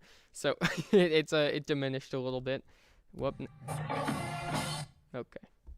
And then here's one of the mascot as well.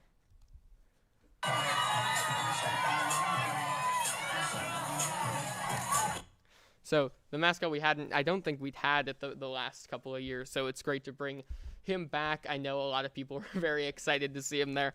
And yeah, just our cheer and all of our teams there did a fantastic job, and I'm looking forward to more football games this year. All right, here's an update on the robotics lab that M&O has been working hard to renovate. So we got some new countertops in, which is very exciting. See, we have all stainless steel fixtures. It looks fantastic, but there is still a ways to go. Also, we have all of our brand new machines in place. This right here, you can kind of see my cursor, is a new table saw with the highest level of safety technology that is available. It's called a saw stop. There are multiple videos online of them pushing a hot dog into the saw blade to demonstrate its effectiveness as if it were a finger and not a scratch on it. So we do have the highest standards of safety with these new machines that we got. Unfortunately, for the moment, they are not fully set up yet, so we cannot begin our tool training, but we're hoping that in the next couple of weeks that also is underway. And there are a couple of other things that still need to be fixed. Here's one of our new countertops that just does not line up correctly, as can be seen by both pictures. It just, I don't know if it was most likely that the part may have been manufactured slightly off, but then it was installed as normal. That is in the classroom portion, and at the moment we are still without proper work tables, and we have folding tables in the wood shop, which we are making do with for the time being, which we have not had to do any tool training or actually building yet, but it would help expedite things if we did have all of the proper equipment, but I do know that they are en route, so we should be seeing them soon. And for the future, this Friday, ASB is adding themes to every football game, so this Friday's theme is Hawaiian. So, show up in your Hawaiian shirts, we'll be handing out leis, and we have a couple of special performances as well. No, everyone. If you, anyone to... Yeah, he's... there's a chance he might. I mean, if he brings that shirt again, who knows, but... Yeah, I hope to see you there to put up some competition. Is that like the ugly Christmas sweater? A little bit. All right, on to some news from BVMS. In the past, they have started fall sports practices soon. That's very exciting to see. It's great that we now have designated sports teams at the middle school, as we have had since it was reconfigured. It really helps lend to the building of our teams up at the high school, because then it kind of creates a pathway from the middle school straight to... I know that there are a couple of students who were on the flag football team at the middle school last year, or 2 years ago, who are now on the high school football team, so that is fantastic to see. They also had picture day last Thursday, I believe.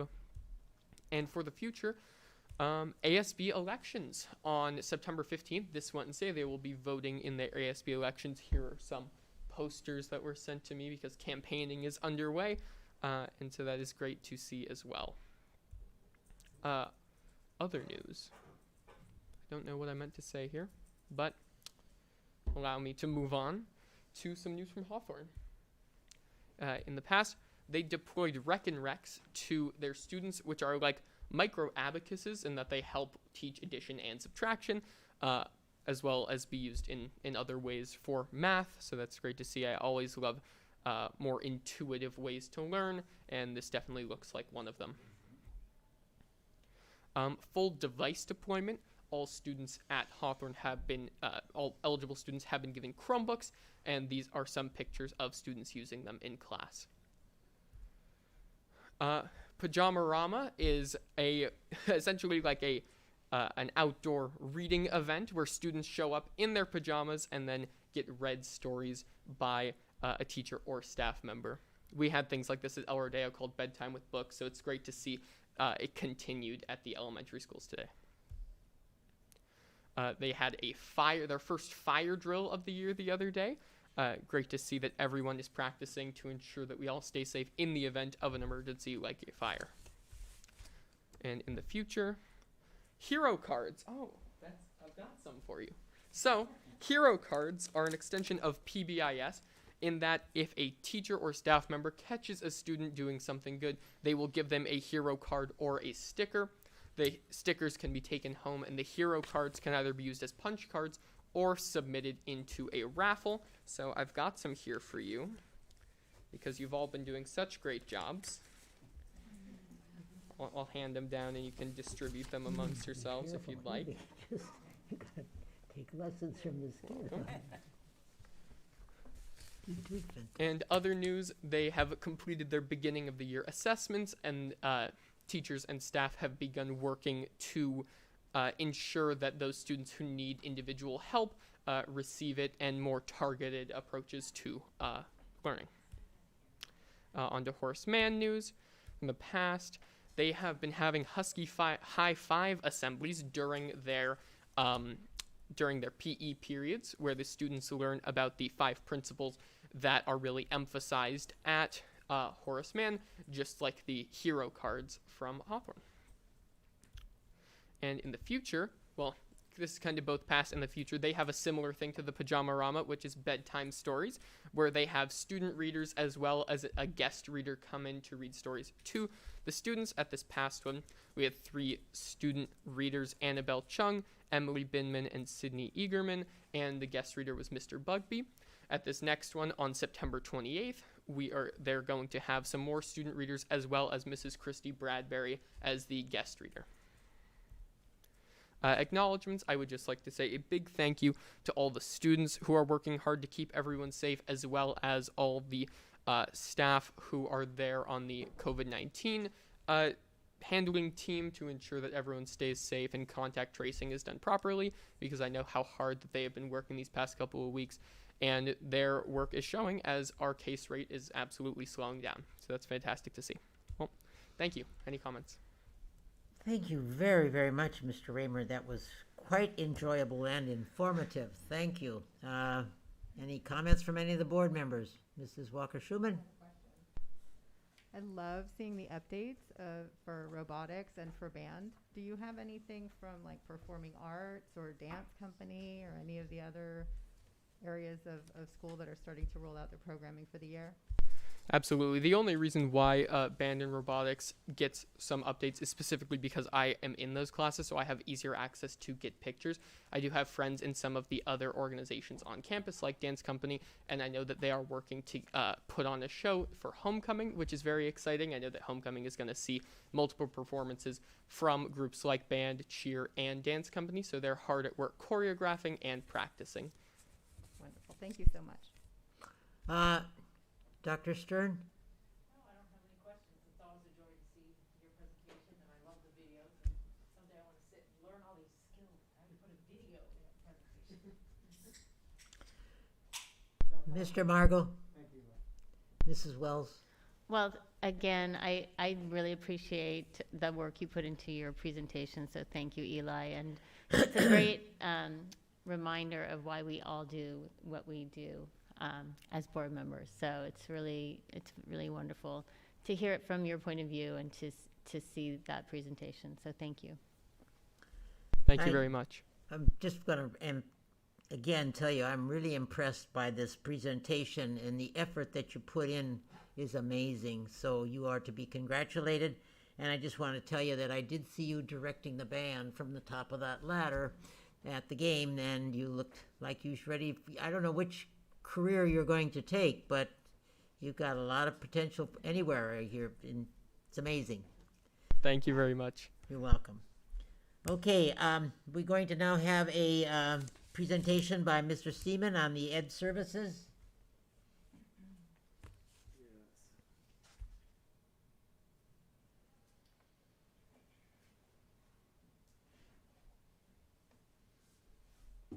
Good evening, everyone. It's kind of nice to be up here to be able to do this presentation because I haven't had to be able to do it in 2 years' time. The last time I was able to present, we did during the pandemic still be able to deliver our ACT and our SAT just once each. But again, I just want to remind everyone that our CAS scores haven't been since 2019. And so I'm going to kind of jump in right away. The goal of this evening is to be able to review our CAS comparison, and I say comparison because the only comparison that we have at this time is with the state. If you recall, we were able to make a decision in the spring of last year whether or not we wanted to deliver the CASP exam or be able to create a local measure to determine educational gap. In the majority of the school districts, as of right now, the only district I know neighboring us is Culver City that did deliver the CASP exam. So school districts like Palos Verdes, Manhattan Beach, chose to go with iReady or Renaissance Star 360. All the things that we still implemented, we still chose to do the CASP exam because exactly what some of the public comment wanted us to work on is being able to identify educational gaps. And the way to do it is by using a summative assessment, and that's exactly what we did. But to also recall that the CASP exam was only 50% of what it was in its original form. So in the years of 2017 to 2019, it would take almost about 3 hours to be able to deliver the ELA portion of the assessment. This past year, it took about an hour for elementary to middle school students. We'll also be able to see our AP scores. A lot of our students have already received them. Some of them have already gone off to school. Again, there were delays and there were some errors even within, not just at Beverly Hills, I'm saying nationally, because there were schools that were obviously testing virtually and there were some brought into consideration. And then obviously the SAT cohort as well. So I'm going to jump right in. You'll see on the screen, we were able to provide you with a side-by-side comparison. You'll see that our students that exceeded, met, or nearly met. The important part behind here is the number at the bottom, totally tested on both the BHUSD column and both math and ELA. You'll see in ELA, 87% of our student population in third grade finished at the end of the school year either nearly meeting, or exceeding our state standards. And what is that important for us as obviously administration, because you always get nervous when these test scores come out because you put as much into play in hopes that it'll benefit the outcome that we seek. So exceeded is the way that we start to identify and accelerate and differentiate for those gifted students. Predominantly, even in third grade, some of our families have received letters from Ed Services from myself inviting them to be part of the GATE program. This is part of that helping to determine their placement. Obviously, MET means that they did conquer, master, and move past all that third grade standards. And nearly MET are the students that were right there that did see close to 1 year's growth, which is our strategic plan's goal, was 1 year's growth in 1 year's time. So when you start to think about, well, what happens with that 13%? Or if you look at third grade math, 91% either nearly met, or exceeded. What happened to that 9%? And I'll get to that towards the end of the presentation. So for fourth grade ELA, we sat at 87%. And then for math, 92%. And again, looking at the total tested and what was the actual percentage, did we make any sort of growth? Because there is that fourth category that says not met. And those are the students that we'll be targeting at the end of this. Fifth grade, 85% in ELA and 78% in math. In sixth grade, 89% in ELA and 83% in math. Seventh grade, 90% in ELA, 77% in math. Sorry, jumping all over the place. Eighth grade ELA, 84%. And then for math, you have 76%. 11th grade, 85% in ELA and 77% in math. So what is unique to this year that you have never seen before is we have been taking the CAST exam, C-A-S-T, which is the California Science Assessment, in grades 5th, 8th, and 12th grade over the last 4 years. The first 2 years, we never received a score. We chose as BHUSD to participate in the assessment as a pilot to be able to have our students have access to the test and be able to see it. but also our teachers to experience delivering the assessment. Obviously last year, or the year prior, we were not able to assess, but last year we were, and we actually received percentage points and not actual overall scores. But you'll see here again, with our actual science in 5th grade, 89% either nearly met or exceeded the standards for the 5th grade assessment. For the 8th grade science, 91%, and again we had 303 students assessed. And in 12th grade, 87%. And this is very unique because you have to also recall some of our 12th grade students do not take 4 years of science. Some of them stop after maybe biology, chemistry, physics. And so some of our students are testing based off previous information knowledge that were delivered, because we did assess 310 seniors last year. So one of the things that we definitely want to highlight is there is that percentage of students that we want to make sure that we are still addressing those educational gaps, that we're not close enough to be identified in one of those 3 earlier identified categories. And during our strategic plan presentation, we presented to you as a Board of Education the following areas. One, we obviously always start with our SSTs. Our SST meetings are our way to be able to create wraparound services for our students. We use this data, and this is why this is important for our community to understand. We use the data to identify the students immediately right out of the gate at the start of the school year. Outside of the fact that some of our parents have already realized we've already been assessing our students in our elementary grades, middle school, within the first 2 weeks of school, to be able to identify any other educational gaps that we may have missed.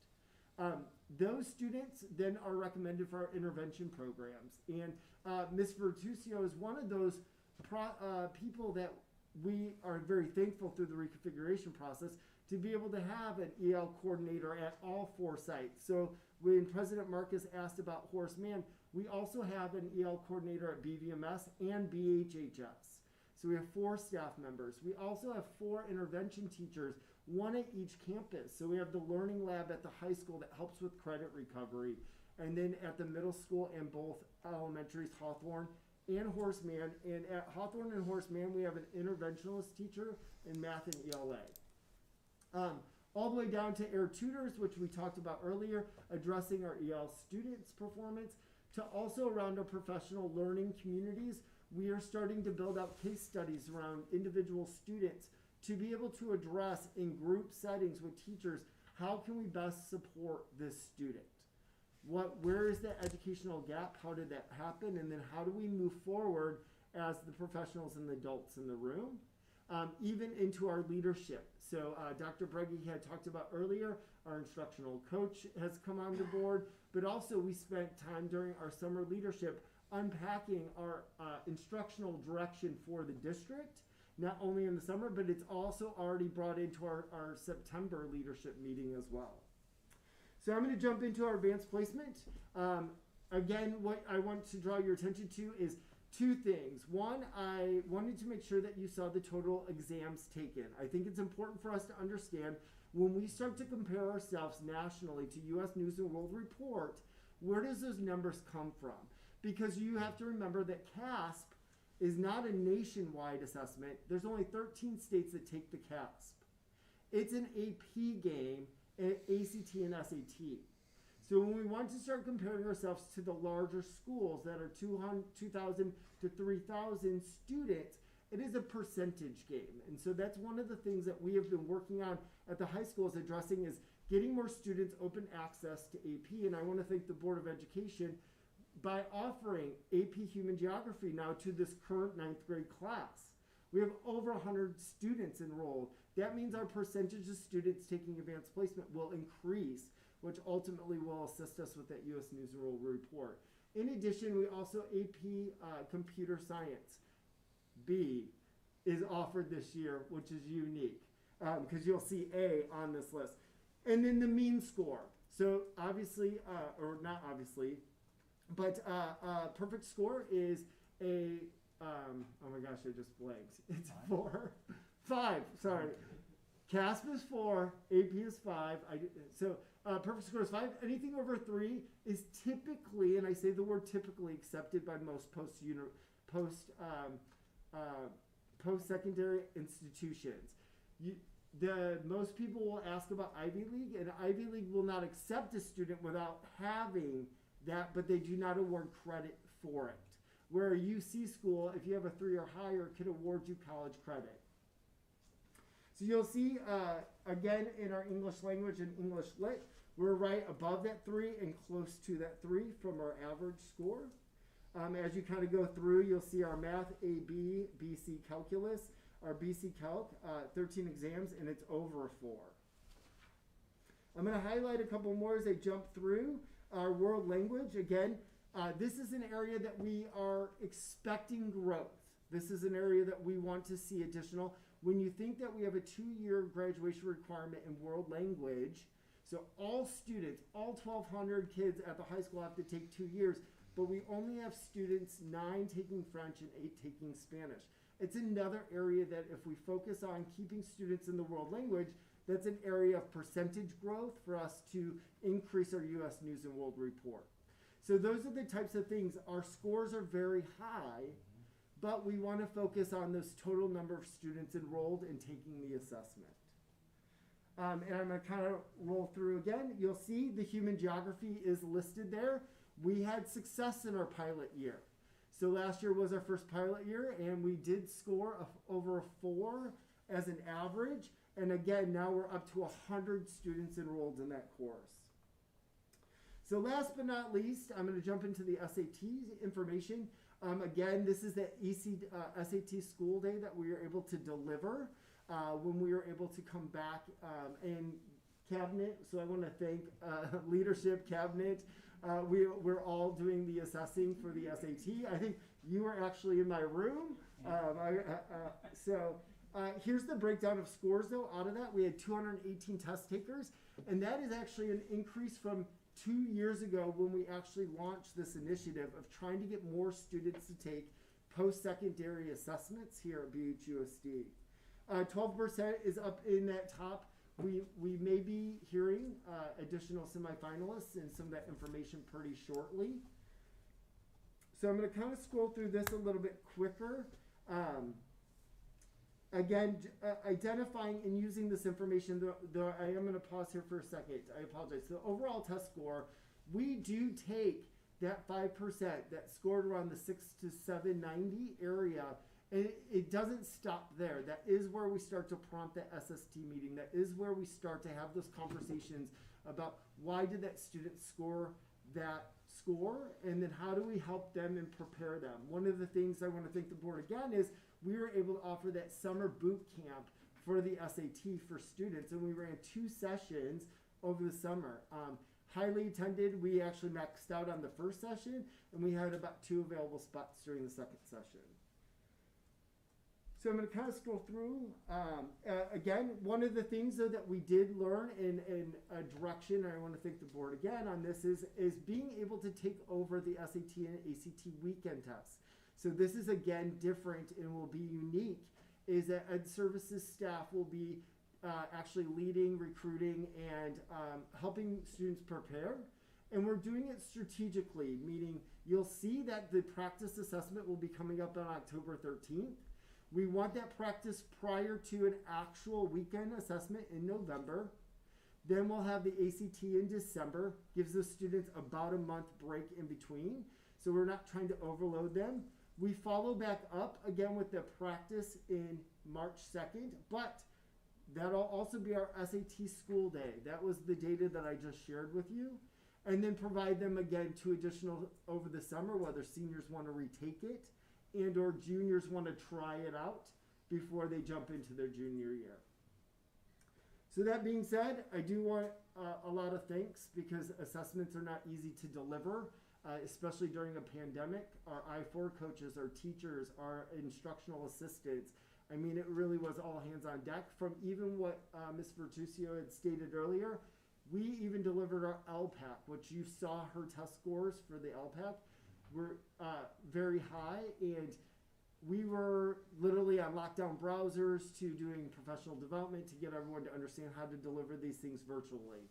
So it did take a full village to be able to pull off all these assessments. But I thank you, and I open it up for any questions. Okay, Mrs. Walker-Schuman? Oh, it's bittersweet and it's hard to reconcile that we've been in this weird environment for the last 2 years, and we're trying to look at assessments that aren't exactly the same as what we had kids taking 2 years ago, and still trying to measure our success and then how to compare it. So it's an unbelievably difficult undertaking. It's wonderful to see progress. It's wonderful to see growth. But I think we'd be remiss if we didn't recognize what an unbelievably challenging environment this has been for the last, really, 2 years of testing, right? Because it was the second semester of 2 years ago. So I think it's great that we still try. I think, one of the biggest challenges for us as a board is to mitigate the learning loss and to provide the supports that students obviously, experienced from the different environment over the last year and a half. So as one board member, it makes me very proud to see that list of all the different supports that we have in place, all the things that we're working on going forward, trying to mitigate some of those things. And I'm happy to see success in some of these areas. I think we have to assume that there's going to be some losses as well. So as much as I would love to see growth and wonderful success across the board, I think it stands to reason in this unusual environment that we're going to see a little bit of a downtick in some areas. And yeah, I hope we continue to make these efforts and provide support to our teaching staff and our students through such a difficult time so that we can hopefully recover more fully from the pandemic and get back to where we were 2 years ago. Mr. Raymer? Yeah, thank you very much for the presentation. It's great to see these scores laid out in their purest form, I guess. I had one question, actually. Under the Social Studies Department AP scores, it says that there were only 2 AP European History exams taken. Is that number correct? Because I remember I felt like there were more people in the class at the end of last year, but I may be wrong.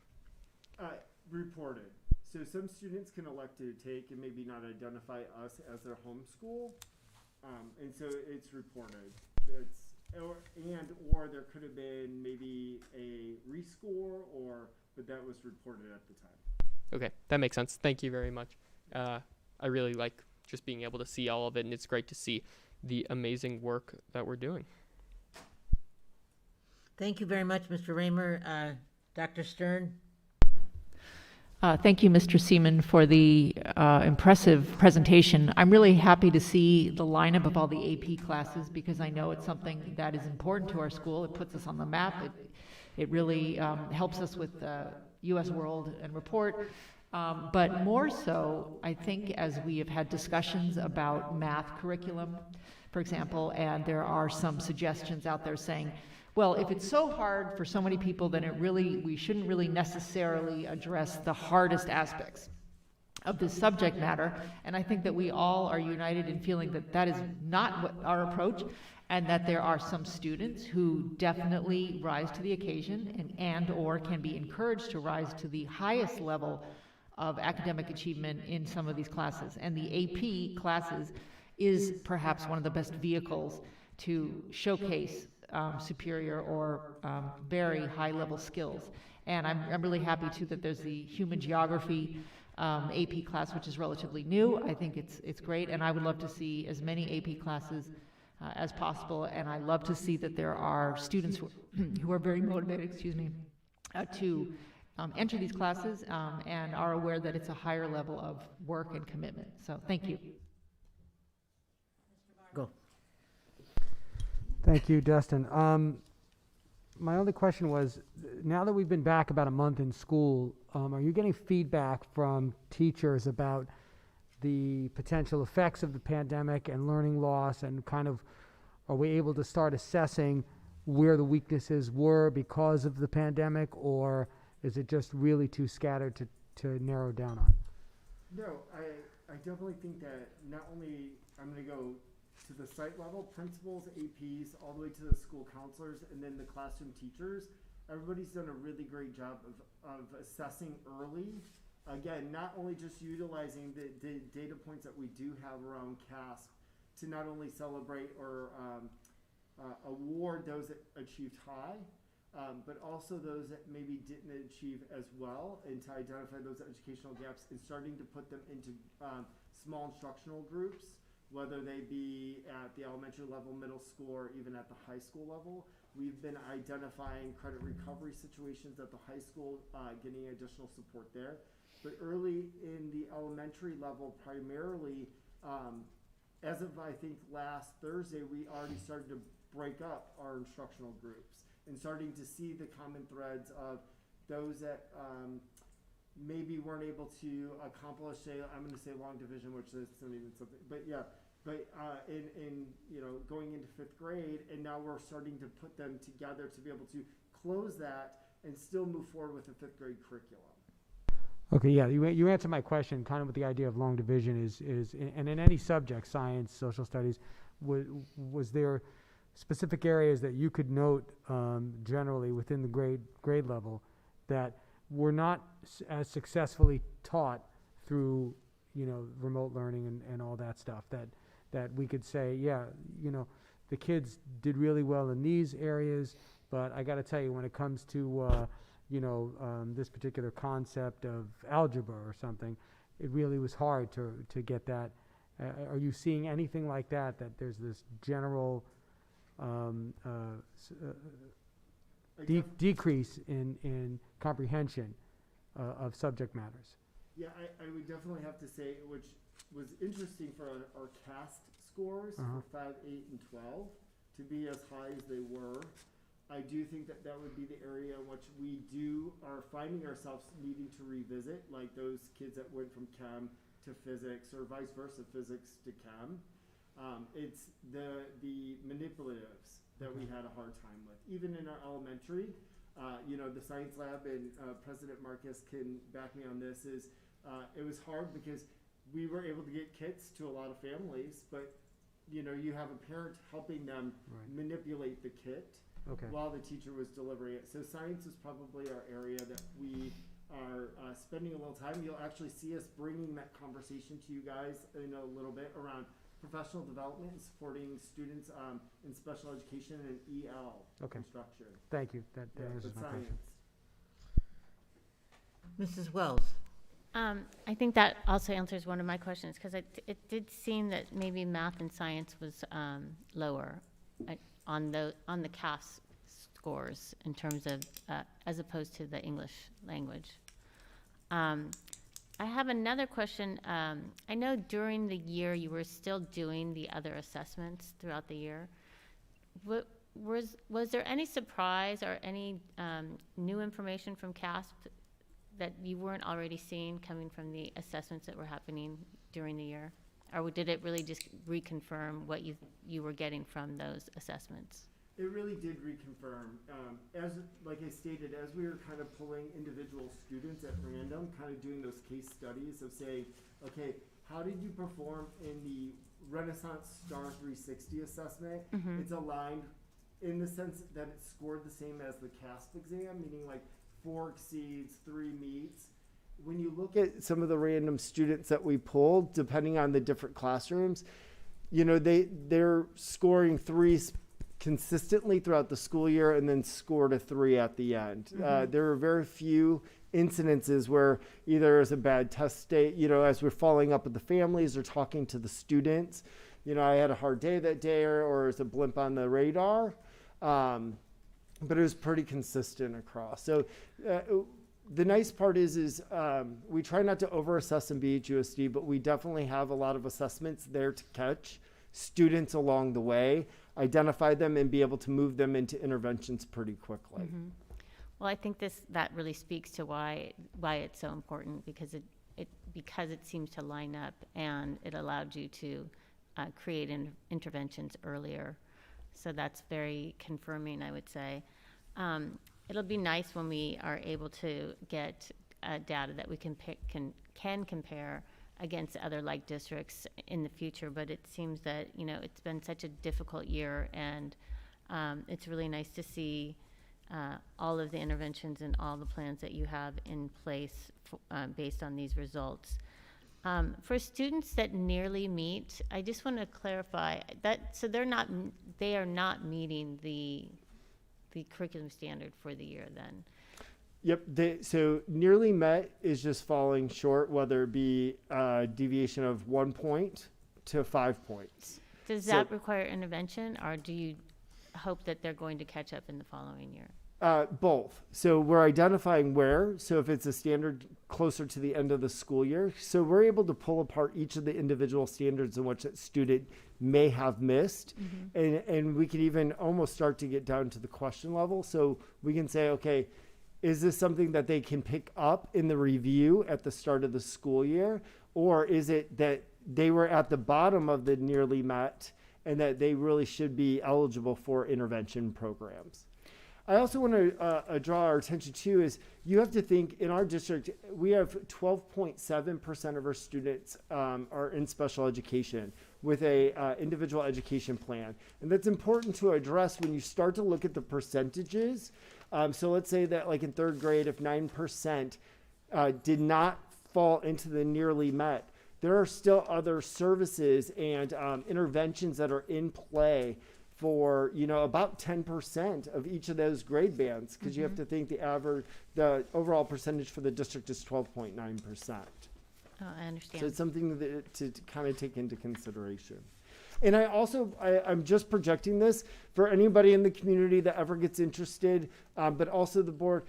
This is where we are able to pull all that comparative data and be able to start to look at other school districts and start to kind of see where are we at amongst. And you'll see this year at the 2020, even just ourselves, it's bare bones information still.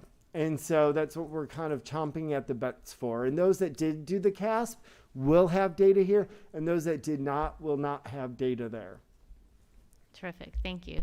Thank you for all Can I your also work. just point out too that we're into year 2 of our strategic plan, and not that we had planned this from the very beginning, but a lot of the concerns from board members today, as well as teachers and parents, falls right into our strategic plan and looking at that individual growth that we have for students, and the difference between that growth and proficiency. And so we didn't realize at the time, but we were really setting ourselves up for like the 2 of the most important areas for our strategic plan, which will look a lot different this year because we're in year 2 of that plan.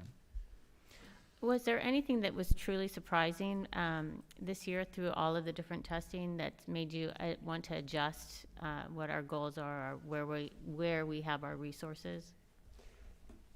For me in Ed Services, Dr. Stern nailed it on the head, is focusing on our advanced placement. So I think that we, again, Dr. Breggy had mentioned, even through reconfiguration, we spent a lot of time really looking at the way that we're allocating resources, providing interventions at the elementaries and middle school, a lot of elective creation at the middle school. And so now it's really making sure at the high school we're meeting the needs for STEM students, robotics, to looking at all the advanced placements. There's still even more advanced placement courses that students have the opportunity to elect earlier on.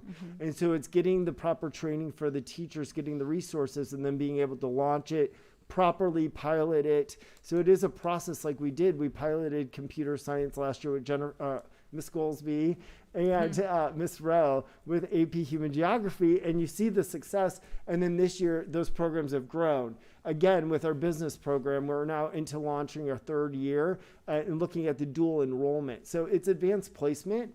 It's the number of students. So like the world language, you know, if we have 60 kids coming out of 8th grade in French, and then we have 9 kids take the AP exam, what happened between 8th grade and AP? That's the question that we want to start to unpack. Yeah, that's a great question. My daughter went through French here, and it was really more, she enjoyed it, but it wasn't necessarily her passion. And then when she went to college, she got the credit, and because she took the AP exam. And then she had so many credits that came over, she was able to have it as a minor without, much additional work at all. She took a semester abroad and in France, and now her first job is working in a school that's a French immersion school, and that really carried with her. And it wasn't something she necessarily was planning. So, and she loved her French teacher here. So hopefully that program will continue to grow. I think that's really all I have, so thank you. Thank you. First of all, I want to thank you for the very comprehensive report. And I just want to make a couple statements. Most of my colleagues have already addressed a lot of the things that I have said or would have said. I just want to remind everybody, after seeing this, we have to be very careful how we judge these scores, because of the fact that we must remember that there's been this 2-year gap, and I know that has had an effect on it. And so though we might like to see higher scores, it's not always the case at this particular time. I was particularly interested in, Mr. Seaman, about the fact that you said that they took only 50% of the CAS test. Were you able, by giving only 50% of the test, to really assess the education within the subject area and some of the gaps that might be there? In other words, by giving only half of the test, were you able to get a feeling for the whole curriculum, or do you feel that there may be some gaps in what we were able to understand what the kids might not have gotten during the year? No, I think that's a good question. I think that the performance-based piece is kind of the meat and bones. You know, if you think about it like a multiple choice, or I'm going to use the SAT as an example. You take the SAT exam, but then we didn't do the writing the first year we did the SAT school. But really, that SAT, you got that score that everybody seeks. The writing's kind of that icing on the cake. That's what they pulled off in the CASP exam. So the students did sit for the multiple choice portion, kind of that, I hate to say it, but rote memorization. Did they know it or did they not know it? And could they, export it, and so that's the portion that they did not. It's the performance-based on the side that they did. So, yep. Okay, and so and then when I first saw the scores, of course, and then I was looking at the results, and I'm glad you explained the reason, because the question that I had by looking at what the state scores, and my question is, well, how about like? And then I hear you say that they chose many of these state school districts that we would have been compared to under most circumstances, didn't even give the test so that we could compare. So I appreciate knowing that. I've been calling them. I've been calling them and asking. All right. Anyway, thank you so much, and I appreciate your report, and thank you again. Thank you. Thank you. Thank you.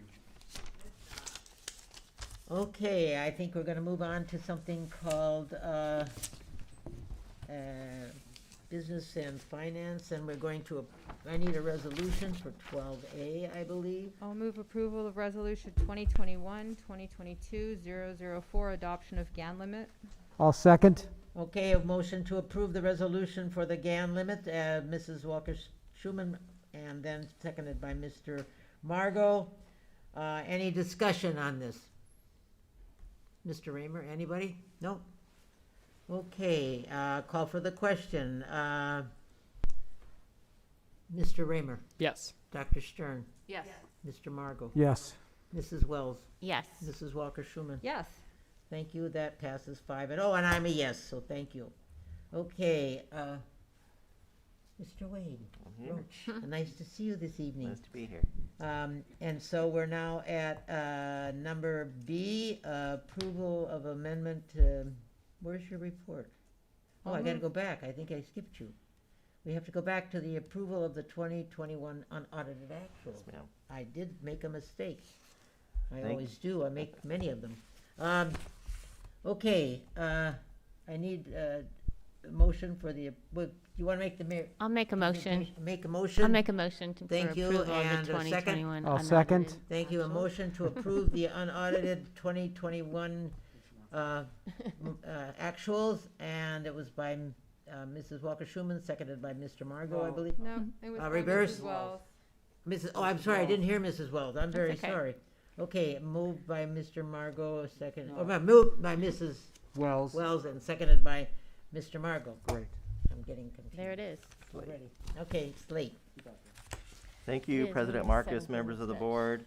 I just want to start out by thanking Angeli Villaflor and the business services team. They've had quite the summer. For the accounting department, this summer is the busiest time for us as we're closing the books. And this year is even more challenging as we close in one type of fiscal system and we start the new year in a totally different fiscal system. So when you're seeing some of our reports, your PO reports and warrant reports and things like that, they'll look different now because we're in a totally new system. So a shout out to Angeli, her small but mighty team. They do a great job. So this is one of my favorite reports to the board. These are actual numbers. Usually when I come before the board, I have budgets and projections, but these are the actual numbers from last year, the actual expenditures and revenues received, the accounting entries, accounts payable, accounts receivable, deferred revenue. So if you're an accountant, this is the kind of report you love. So let me go down Not here. always. Not always. If it's good, if it's good. For sure in the last 2 years. Yeah. These reports have been much more popular. For some reason, Rebecca. I sat down, so I wouldn't. Too old for this. I'm 29. It's not letting me. I'd like a raise. How did you do that? Magic. So this report needs to go to LACO by the 15th of every September, so we've got plenty of time. As I mentioned earlier, this is the actual financial transactions. This report goes to our auditors as soon as the board approves it, and they use this as the basis of the audit report that you'll receive in December or January. I want to start by looking at some trends for Beverly Hills. One of the things I always want to talk about is the fact that we're a little bit different than most school districts in the state of California.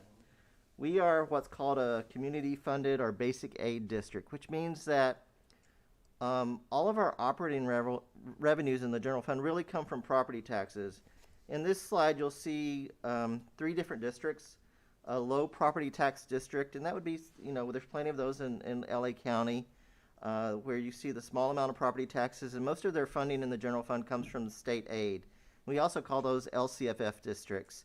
And then there's some other ones that are high property tax districts, but they're not high enough to become basic aid districts. And those are ones you see along the coast, like Manhattan Beach and Palos Verdes. They have very high property taxes, but not quite enough to be basic aid.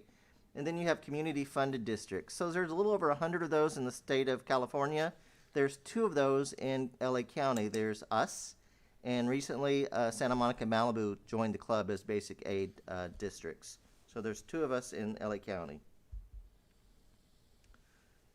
So we talked about the difference when you're an LCFF or an ADA district. You really want to look at average daily attendance because that drives your funding in the general fund. Property taxes increase and decrease, but that only affects the amount of state aid you're going to receive.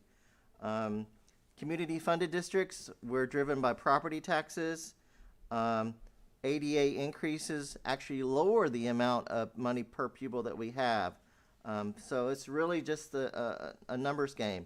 If you're ADA LCFF, you want more students. If you're community funded, you want your students in your community to come to your schools, but you don't necessarily have a lot of permit students or other students that come from other districts because you don't get any extra money from those kids. That's just kind of the way it works. So here's our trend of property taxes, and it's just self-explanatory, from 47.7 million to over 58, almost 59 million this past year in property. Those are local property taxes coming into our district. And you can also see, unfortunately, or fortunately, however you want to look at it, our enrollment has been going down. That is not specific to Beverly Hills Unified. Across all of coastal California, and actually all of California except for some inland areas, student age population is going down. And it's going down here in Beverly Hills also. You can see another trend that we have is our salaries for our employees. We are really an employee-focused kind of organization. 70-75% of our expenses are related to salaries and benefits, and you can see this has risen over the last several years. I love this slide because it really compares us to the rest of the state of California. In blue, you'll see the amount we have expended in the general fund per student. And then in green there, you see the amount that's a statewide average. So you can see that in 17-18, we spent a little over $17,000 per student. The statewide average is $12,000. You know, fast forward to 19-20, we expend $22,000, $22,800 per student. The statewide average had only gone up to $13,000. We don't have the number yet, the statewide average for last year, but we do have our number. We spent about $23,500 on our students last year.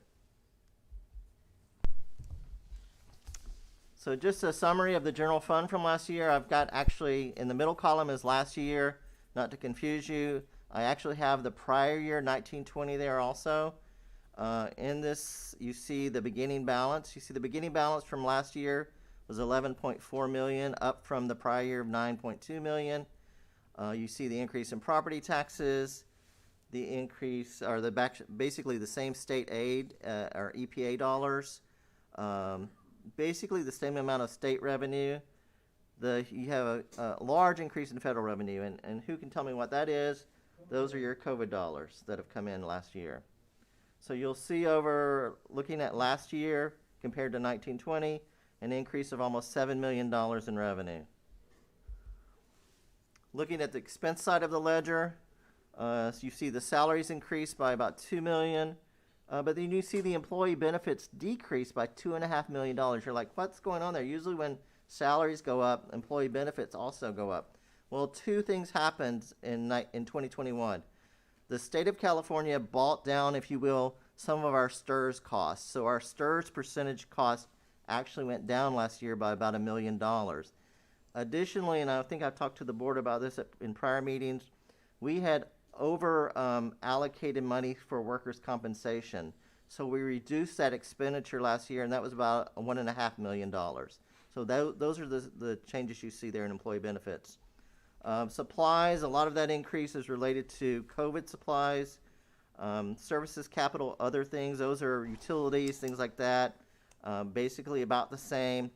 Transfers out, FS is food services, and DM is deferred maintenance. So in 19-20, of course, you had your food service contribution, but for the first time ever in 2021, we actually had our deferred maintenance contribution, and that's what you see right there.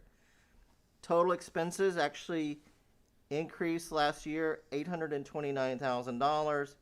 So when you have revenue increasing by $7 million and expenses only increasing by about $800,000, you have an operational impact, a positive result of an $8.4 million surplus, if you will. All good news. In absolute dollars, our reserve has gone from $16.5 million back in 17-18 to just $29 million, give or take, in 2021, and that's in absolute dollars. But we don't really talk about our reserves in absolute dollars. We really talk about our reserve in percentages. You know, as the board, we have a board policy of 20% reserve. We're going to come to you sometime soon with an updated policy that's going to ask you for 25%. This is what we have right now. So you'll see in 17-18, our reserve was 23%. You can see the steady increase. And as of last year, the reserve is now 32%. Okay. COVID is our life. Last year, we received 10 separate funding streams for COVID. Not to make our life complicated, but you can see them listed on the next 2 pages. We've separated out the expenses that were applied to each of those funding streams, and you can see, so for example, if you look at the first column, ESSER 1, you'll see what the program allocation was, and you can see we expended all of those dollars, leaving us a remaining balance of 0. So you can just go through this list. Apologize for all the acronyms. ESSER is elementary, secondary schools, emergency relief. GEAR is governor's education, emergency relief. LLM is learning loss mitigation. IPI is in-person grant. ELO is expanded learning opportunity. That just goes on and on. But when you get to the end of the COVID summary, you'll see there that we had allocations last year of $6.7 million. You see the expenditures there. Majority of our expenditures were certificated salary. That was the great program that Dustin and his team ran last year. Supplies, those were your PP&E. Capital, those were some of the infrared cameras we did for thermometers to test student temperatures. But you can see the total expenses were $4.8 million that we expended related to COVID last year, which was an astounding 6.2% of all of our general fund expenses were related to COVID. So at the end of last year, we had $1.9 million left over in that first set of allocations.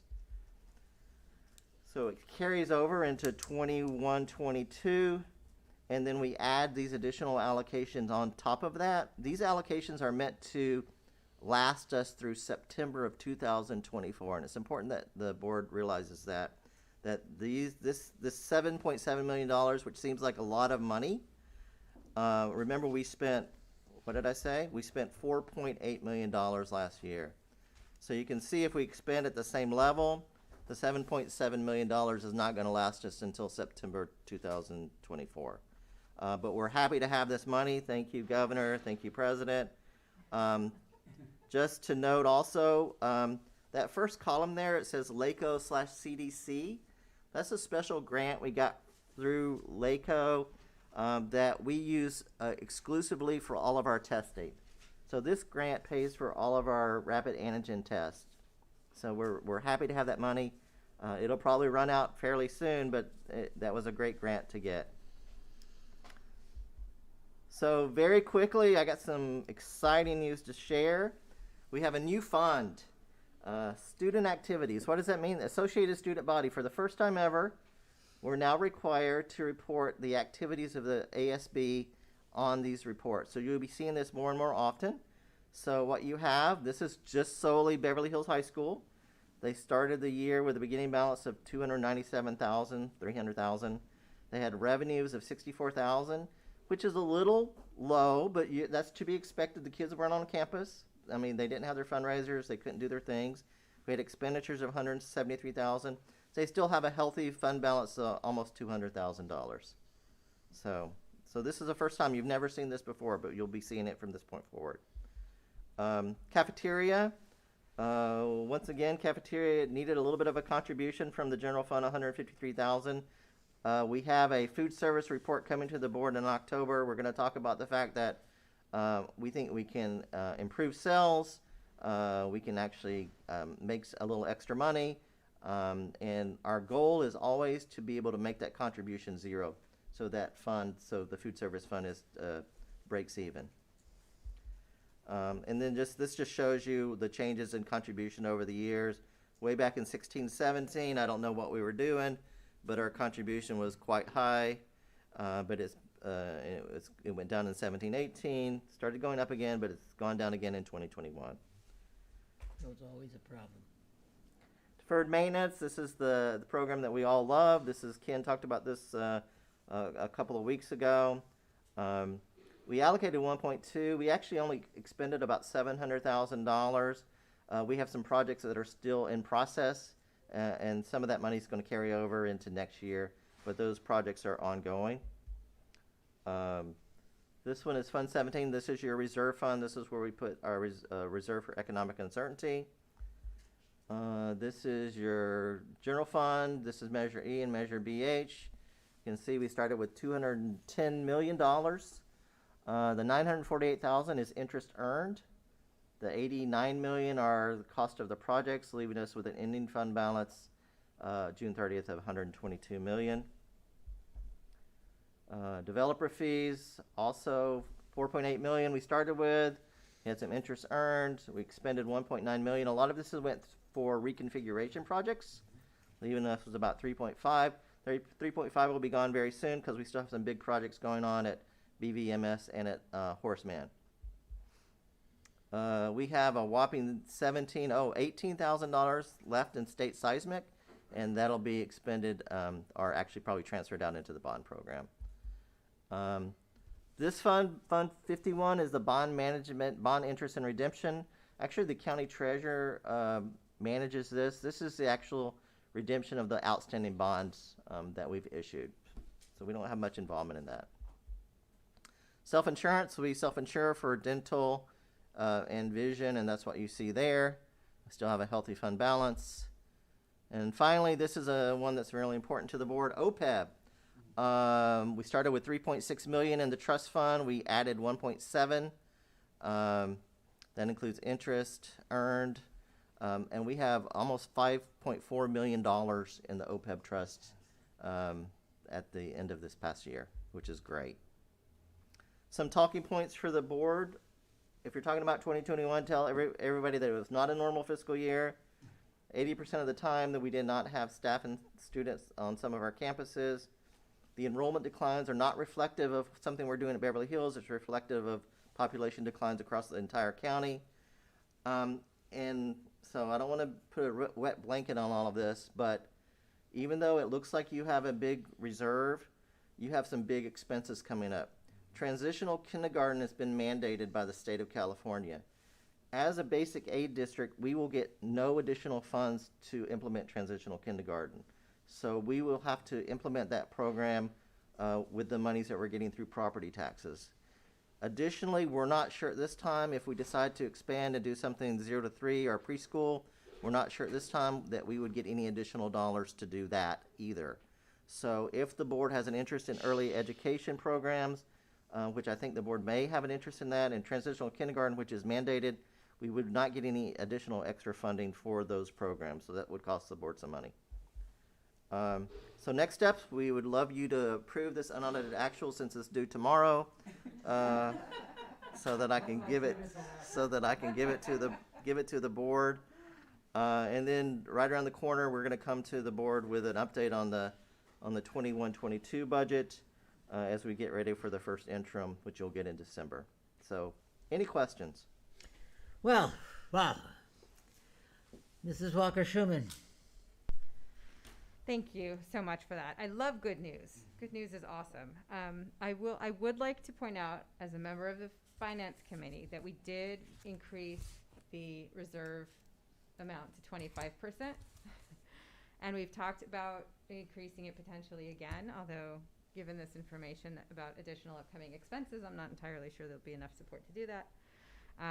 I'm thrilled that there's now an ASB fund. I know that that had been problematic in years past, so I'm glad there's more transparency and accountability for that. Food services. I am a little confused by this because we kept getting all of this messaging about, free food. The federal government is making free food for everybody. So why are we still having a transfer of funds for the food services program? I don't think yet we've come to grip with how much staffing we have to have because our volume's gone up so much. Mm-hmm. So we've added some additional overtime or additional hours. We're working on that to get the right balance of staffing. So I think that part of that is we just haven't gotten the right balance yet, because we were really scared, if you would, because we had all these cars lining up to get food and stuff. So we were adding staffing, giving people extra hours. So we've got to do a really in-depth analysis of food services to see if we can get to a zero contribution. But there's some work to be done. Okay, got it. And the OPEB news, just really marvelous. And I want to take an opportunity right now to thank the Finance Committee, because so many of these things, including the salary formula, their opinion on the salary formula, their concern also about food services they've shared with us, the OPEB refunding, the deferred maintenance, and the reserve funds. Those are all issues that the Finance Committee has spent a lot of time working on and really trying to fine tune so that we can proactively protect ourselves financially as the district. So I'm thrilled to have this, and I'm happy to approve it. Thanks, Wade. Mr. Raymer. Thank you very much for the presentation. It's all fantastic news, and I'm happy to see it. I did have a couple of questions. One was on the slide 23 for deferred maintenance. Where are we seeing revenue come in for things like that?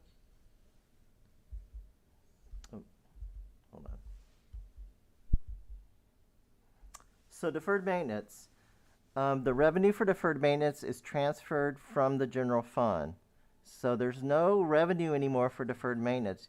Years ago, probably before you were born, the state used to match and give us money for deferred maintenance. And then, gosh, probably in the late 90s, they stopped matching that deferred maintenance contribution.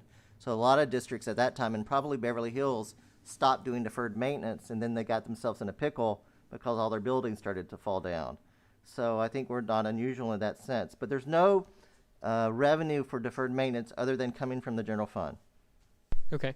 And thank you very much. And I am happy to see that student activities is now included on here. Dr. Bragg and I actually discussed it this morning, so we should see some more balance come to that in the future, I hope. So thank you very much. Thank you, Mr. Raymer. Dr. Stern.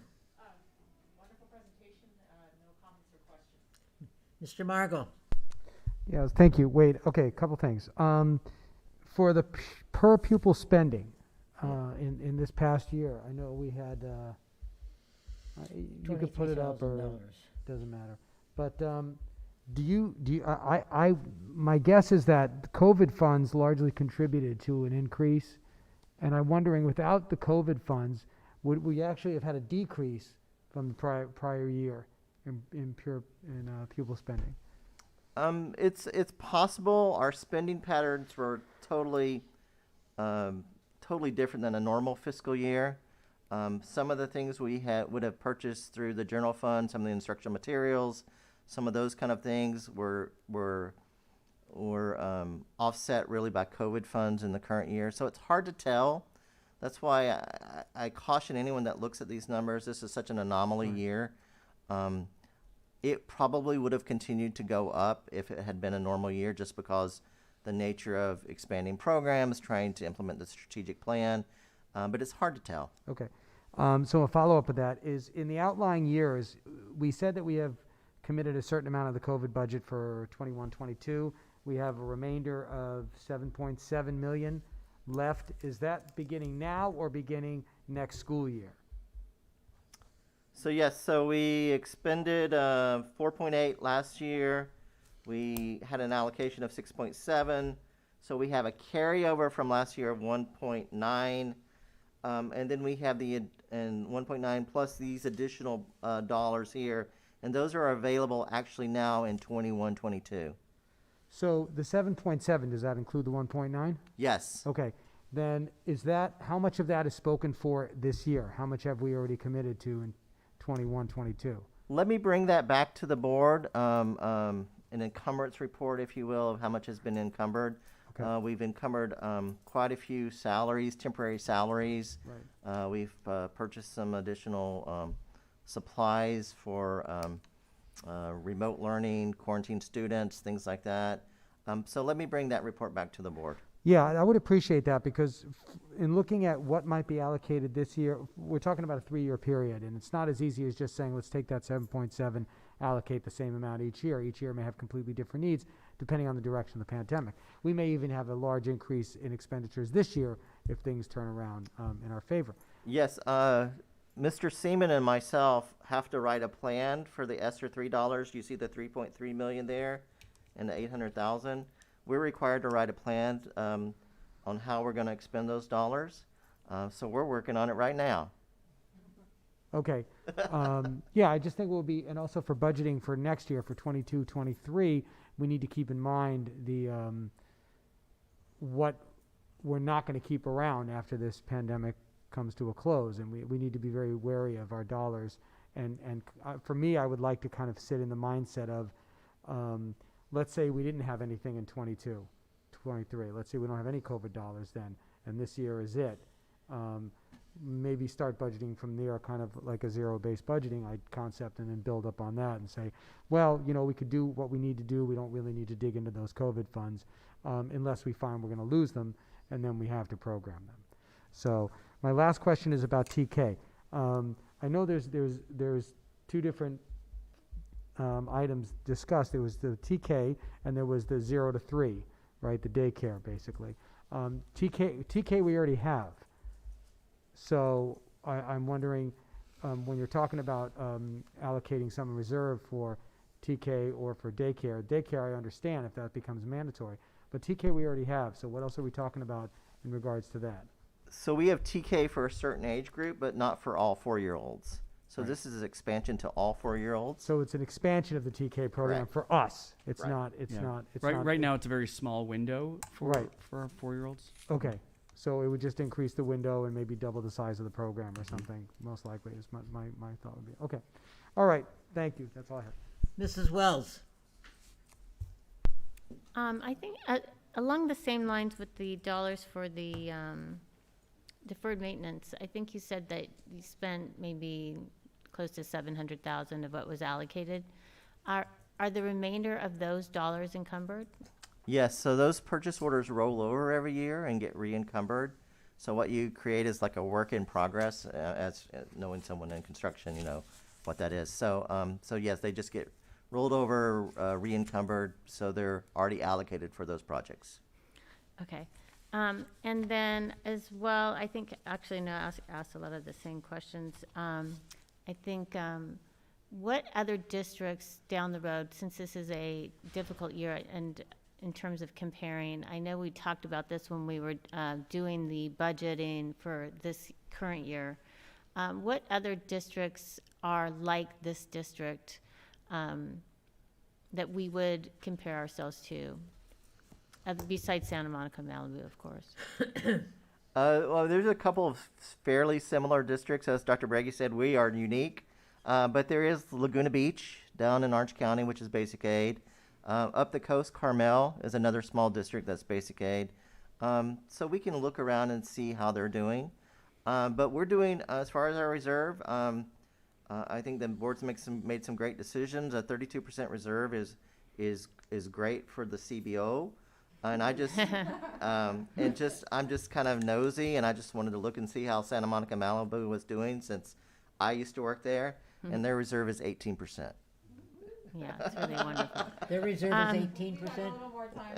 Yeah, Right.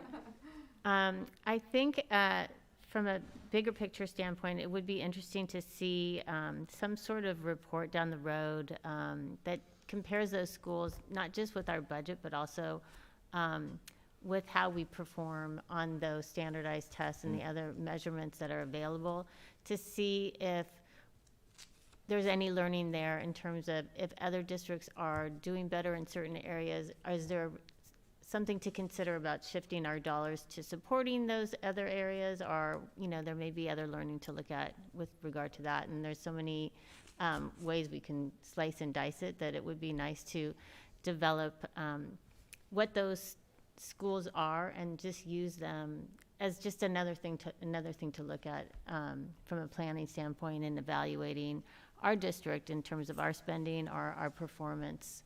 I think that would be really valuable to look at as a top line summary that we can always refer back to. But it's all really great news, and I look forward to the update for this year's budget.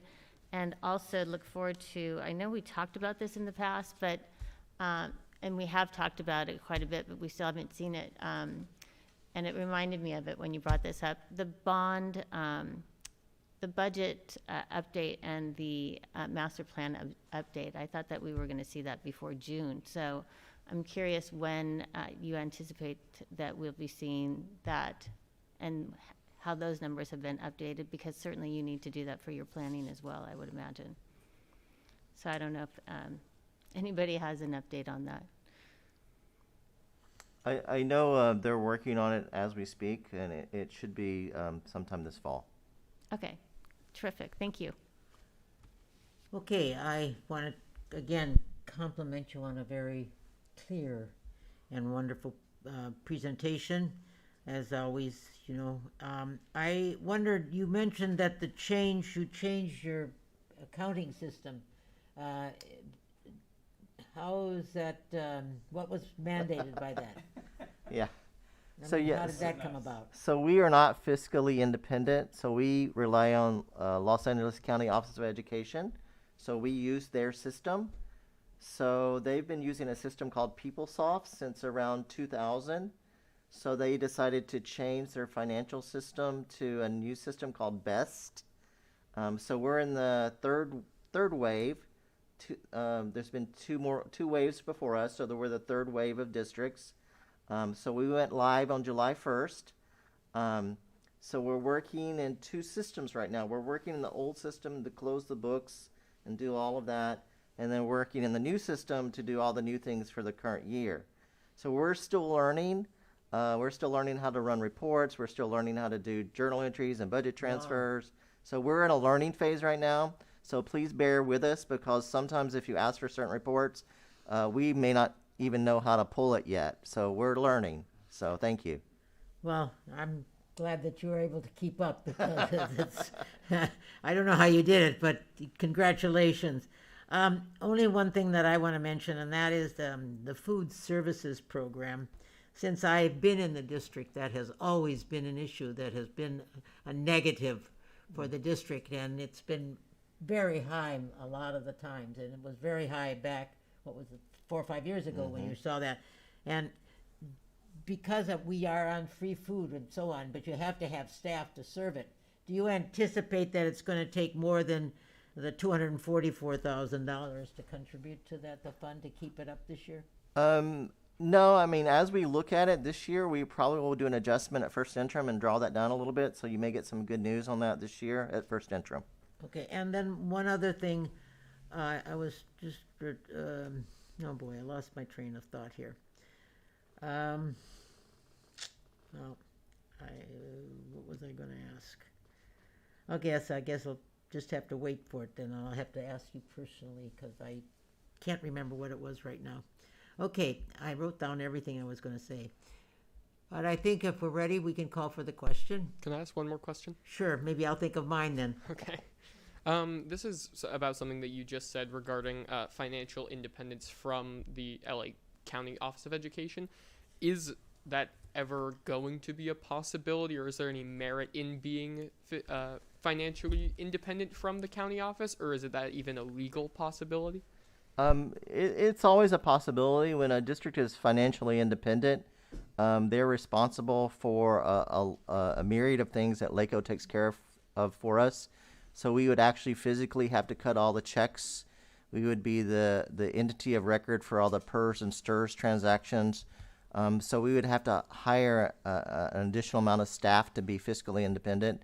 So I don't know. I've never seen a district that's small be fiscally independent. I've seen districts that are large and they become fiscally independent just because they have the staff. So probably not for Beverly Hills. Okay, thank you. Okay, I'm going to, I now know what, I was thinking about the $7.7 million that COVID funds that we have, and I was doing the math. So the math is that we have to budget that for the next 3 years. It's 2.5 approximately per year that we are going to have to try to see if we can keep it even. What do you think would be you maybe don't have just yet, but for the year 21, 22, do you have any idea at this point how much of that 7.7 it would take, or is that something we should wait for a while? We're still working on those budgets right now. It really depends on the programs that we're going to run for the rest of the year. It depends a lot on kind of how we negotiate with our unions. So there's a lot of factors right now. So we really can't say at this point it's going to be 2.5 this year. In the end, it may be 3.5 this year and 1.5 next year. So we're still working on that. Okay. Thank you so much, Wade. Really appreciate that. Thank you very, very much. I'm going to now call for the question. So to accept the unaudited actuals, Mr. Raymer. Yes. Dr. Stern. Yes. Mr. Margot. Yes. Mrs. Wells. Yes. Mrs. Walker-Schuman. Yes. And I'm a yes. Thank you. Before we go on with this, I do see Mr. D'Amico sitting there waiting to answer the question that you asked earlier, and I don't want to forget it. Do you remember the question, Mr. Raymer? Yes, it was about what the like $40,000 order on the PO from Apple Computers was going to be used for. I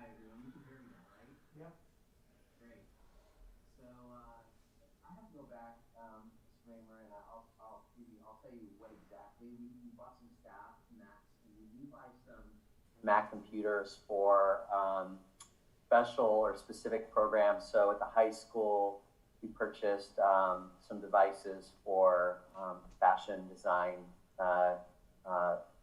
classes. And so we've ordered a lot of technology. So let me look at that particular purchase order and let you know what was on it. But we do purchase Macs for some staff, mainly management, people who just need them for one reason or another. And then we do purchase some Macs for classrooms. Alex Brighton's class was another one where we purchased a number of Macs, combination of technology funds and CTE funds.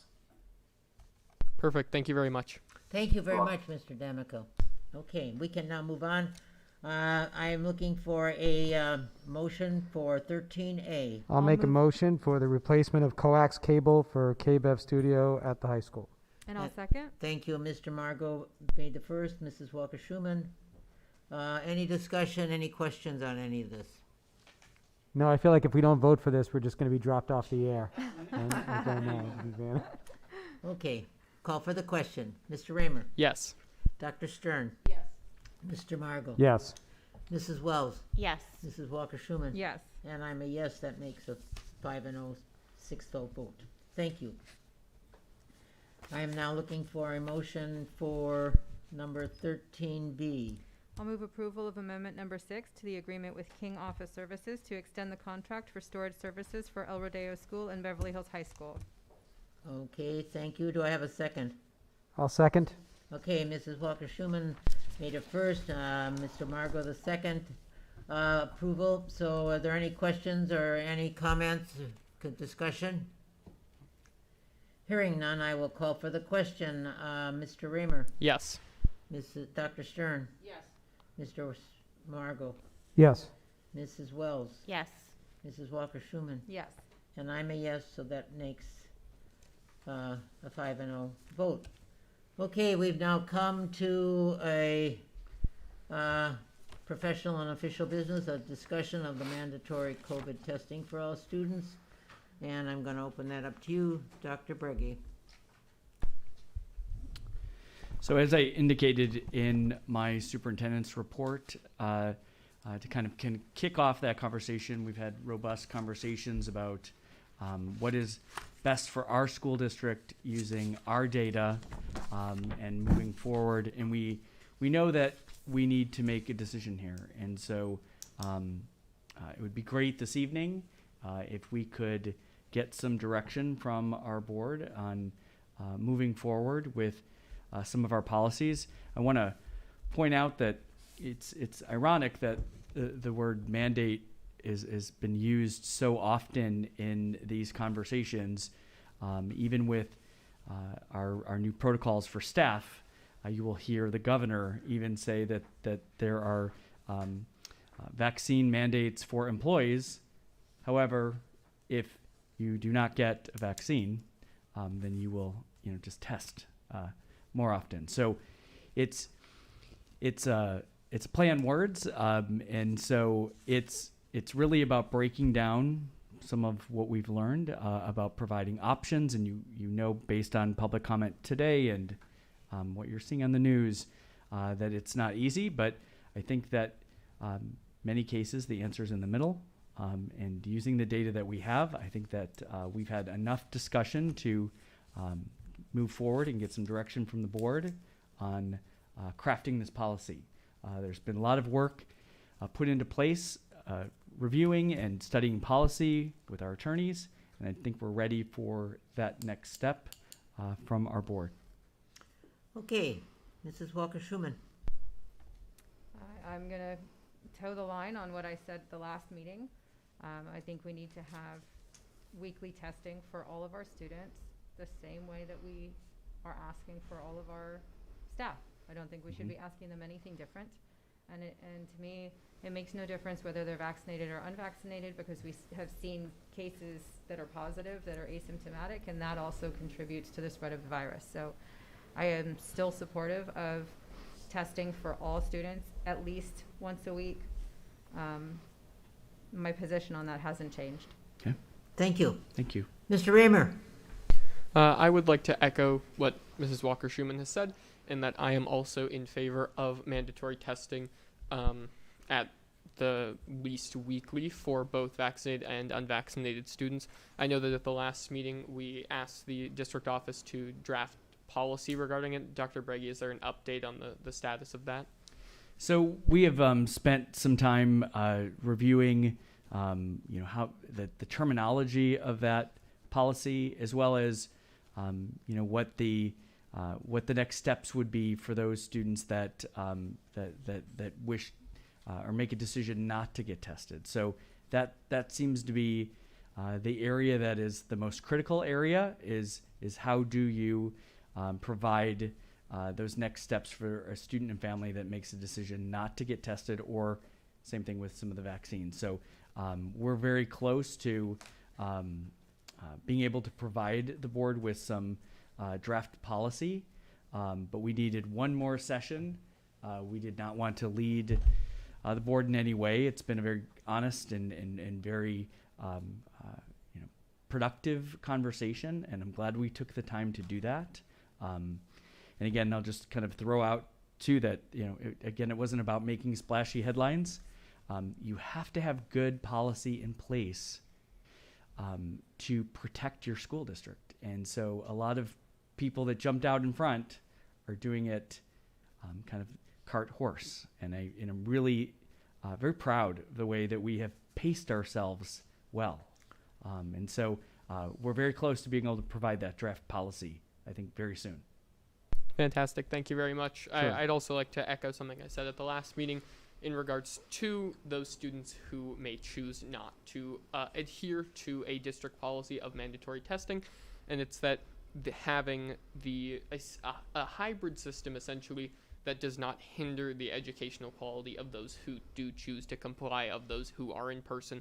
So I will continue to advocate for a single camera at the back of the classroom so that they may be able to watch classes live, but will not detract from the experience of those students who are there in person and who comply with future district policies. Mm-hmm. To be clear, we can discuss both testing and vaccinations at this time? Sure. Okay. Oh, sorry.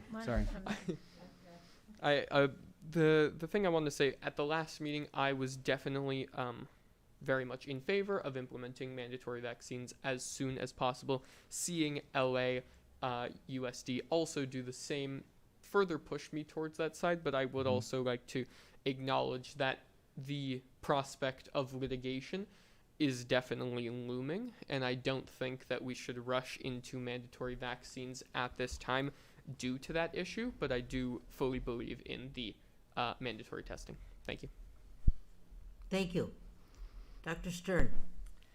So first I'll speak a little bit about the testing. I think that as inconvenient as it has been for our community members, it has been surprisingly well tolerated, minus a few situations, but it is something I have found through this whole thing that kids are very resilient. And while I thought there was no way, about a year and a half ago, that any child could tolerate wearing a mask, it's something they do now.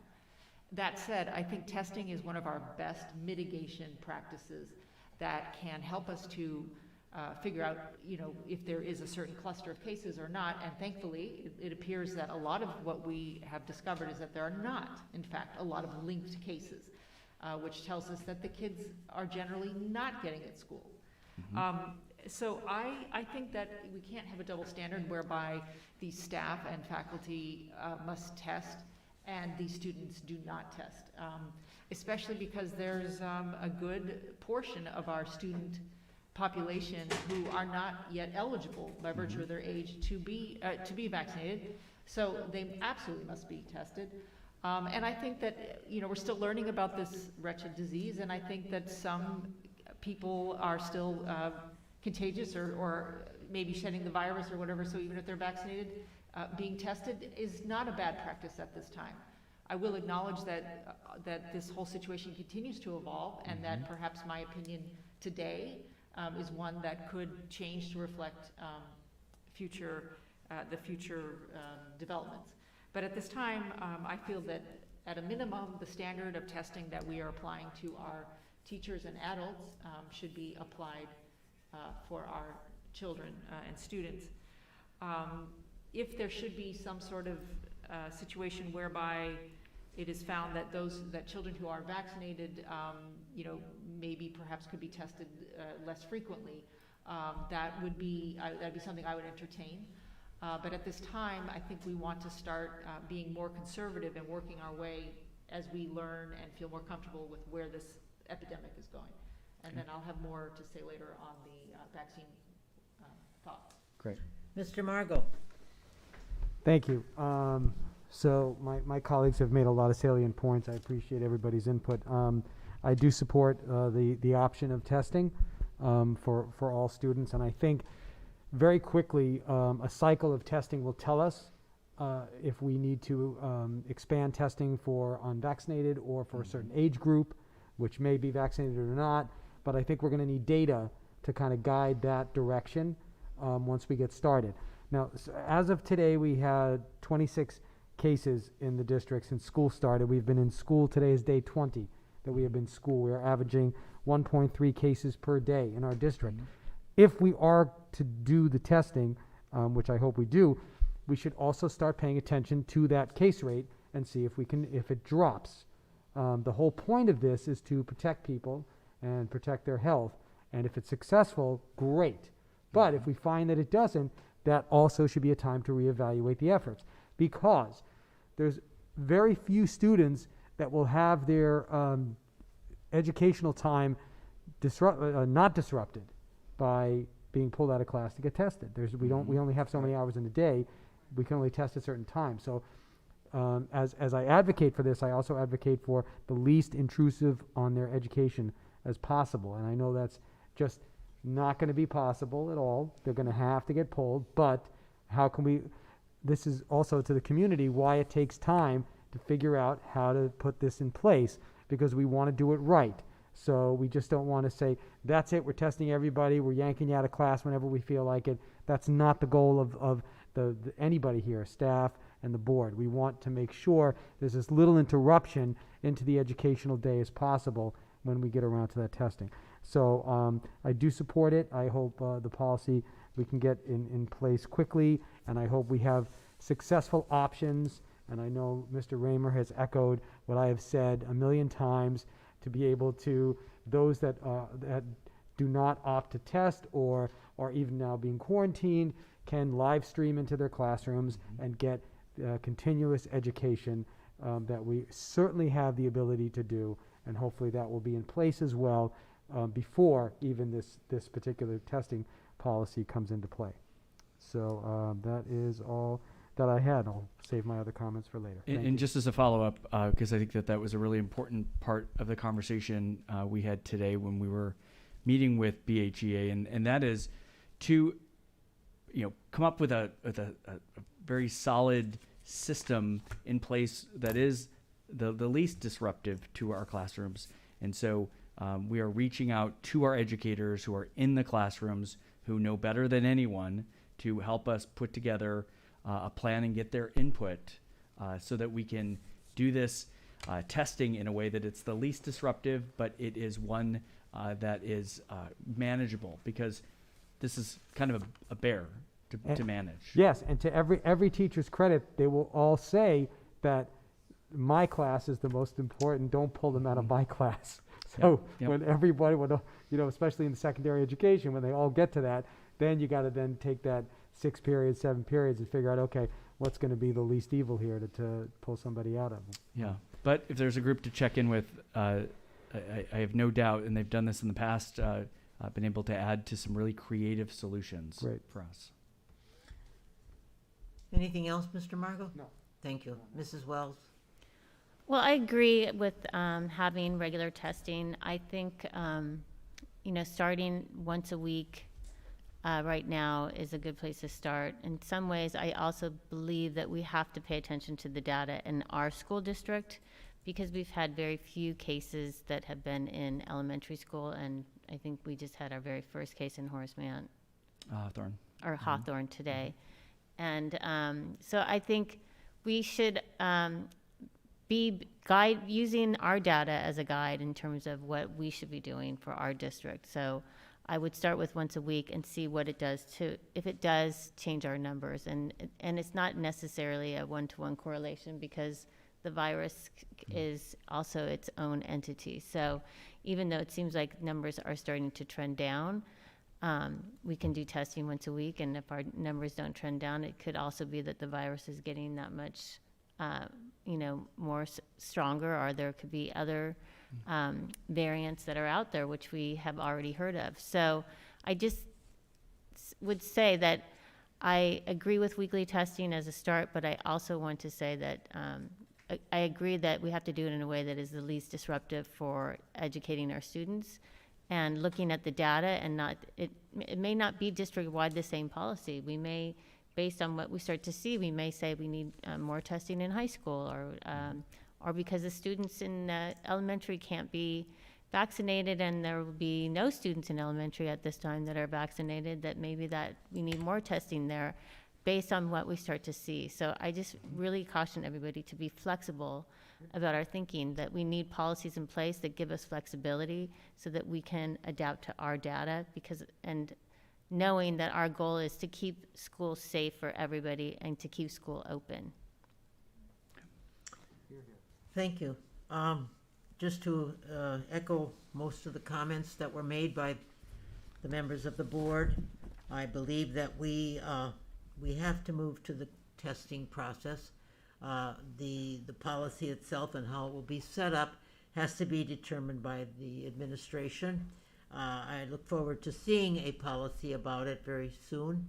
Dr. Briggy mentioned something that I was also going to talk about, and that was how it can be done so that it's the least disruptive, and the fact that we are offering the teachers a chance to put in some input about it so that they can feel that they are not being left out about how it's going to be implemented. And I think that's very important. So yes, I give the direction that we need to proceed with testing. The exact how is up to you, that's not up to me. And I look forward to seeing a policy very soon. And I think the fact that what we're doing right now, and with the testing that we're doing and the way we're operating, I honestly believe that maybe I'm wrong, but I think that we are doing extremely well by keeping our schools open. Our kids are coming, and there's been, except for one little item of it, and that I very, very want to see that happen, and that is, of course, as my friend Mr. Raymer and Mr. Margot pointed out, those cameras opening up for the kids that are being quarantined. And so I think we're doing a good job right now. Too. Okay, so I think you have our direction on that, Dr. Briggy? For testing, yes. Okay, so let's talk a little bit about now mandatory COVID testing. I know we don't all agree on this one. Vaccines. I mean, saying vaccines. Yeah, COVID vaccines. Mrs. Walker-Schuman? Or a combination of both. A combination of Are you talking about a combination of testing and vaccination? Yes, because I want that is very likely to be part of this conversation as well. Well, oh yeah, but right now okay, all right. I just want to leave that open. Okay, I'll buy that. Mrs. Walker-Schuman. Again, I'm going to stay consistent with what I said before. We have full clearance for 16-year-olds plus.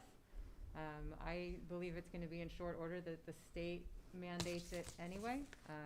So I think that, going ahead and being at the forefront of this is not a bad thing. I understand that not everybody agrees. I understand that only impacts a small part of our population, even in the high school, but I think it's a really good place to start. So I stay consistent with my support for I think you've been that way all along.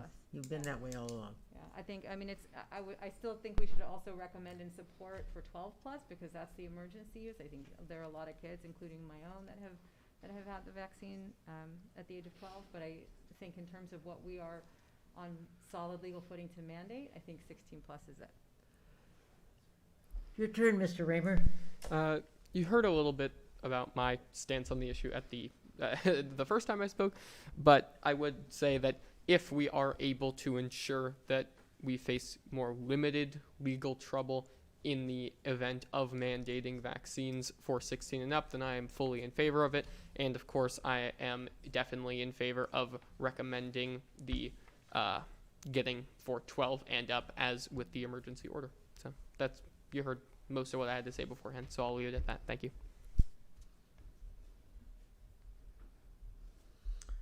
Dr. Stern. Thank you.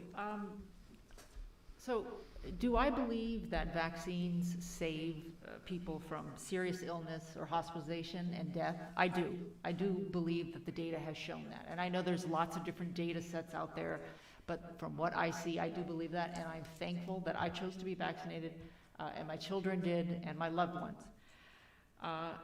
However, I, as a steward of education, as a trustee of education, I do not feel comfortable dipping into the health arena where we have some of the vaccines that, although I do believe they are safe, I do believe that, there's a lack of confidence that I have only because of the relative recency, if that's a word, of the vaccine.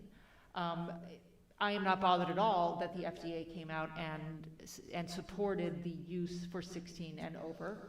That gives me perhaps another layer of confidence. However, at this time, it is not necessarily endorsed for 12 to 15 or 12 or younger than 16 by the FDA. Again, I feel that with a relative lack of time, even though there's been a lot of people who have been safely vaccinated, I don't personally feel that I am in a place to issue a mandate as a steward of education. And I do also think that, you know, as horrible as COVID has been, to make a generalization, kids are not getting it at school. They're not getting it at school. They come back from vacations, they come back from holidays, and perhaps that's where they have gotten it. We have done a great job with mitigation.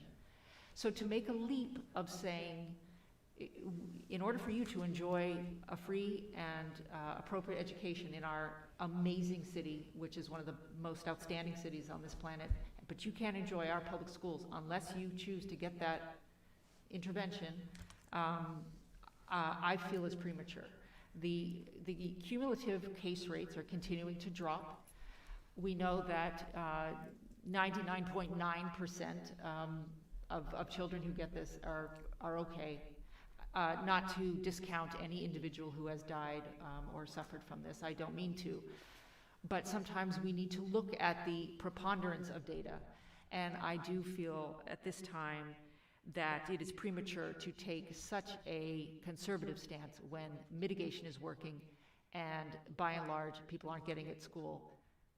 And so but I do reserve the right to, if things evolve, you know, I also want to agree with Mr. Raymer that should we in fact mandate such a measure, litigation or defending ourselves or whatever is a costly and harmful impact on our district that most districts suffer from, which is legal costs. And I would like to avoid that, especially given that perhaps the state will step in and mandate it, and then it becomes much more of a moot point for us to step in and mandate it. Thank you. Thank you. Mr. Margo? Thank you. My position of having the vaccine for students 16 and up hasn't changed. I have thought a lot about this, and to your point, Dr. Stern, the state requires a set of vaccinations before you can enter school. Perhaps it's only the time, because it's very new, that hasn't given people the confidence to be more accepting of this particular vaccine. But the truth is, the vaccine has been in development for years. It wasn't just COVID that brought the solution about. The technology for it and the science has been around for years.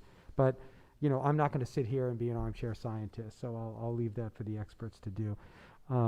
I can't help but wrap my head around the fact that, are we doing everything I can everything we can, in this district to reduce exposure, get people back completely to normal, so where we don't need these anymore, would be nice. But the problem with the FDA approval being 16 and up is that it's maybe 600 students at the most, and most of them, I would venture to say maybe the majority, 50% plus, probably are already vaccinated. So then you're only talking about maybe 200 to 300 students. That's really what we're talking about, when it comes down to it.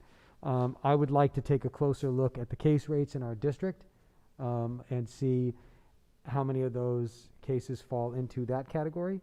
And I still support this, but like it was said, it's not something we can rush into because we don't want to set ourselves up for litigation. We want to make sure that we can get into it with our hands clean. But of course, understanding that anybody can sue us at any time for anything, and often they do. So it's are we doing everything we can as a trustee to protect the students? I really respect people's rights to decide not to vaccinate or not to vaccinate their children. The caveat, of course, to all of those arguments is the fact that you're sending your kid to a public school. That's where it gets tripped up, and it's not about you anymore. That's the problem. It's about everybody, and especially in a school environment. It becomes about not the person sitting next to you, the person sitting in front of you, right? That's why you're getting vaccinated. It's most people who are healthy feel, well, I'm not worried about COVID, but I have an elderly relative, I have an aging parent, there's immunocompromised. That's why people are getting it, to protect other people. So the mentality is, there's either the me mentality or I'm going to protect other people mentality.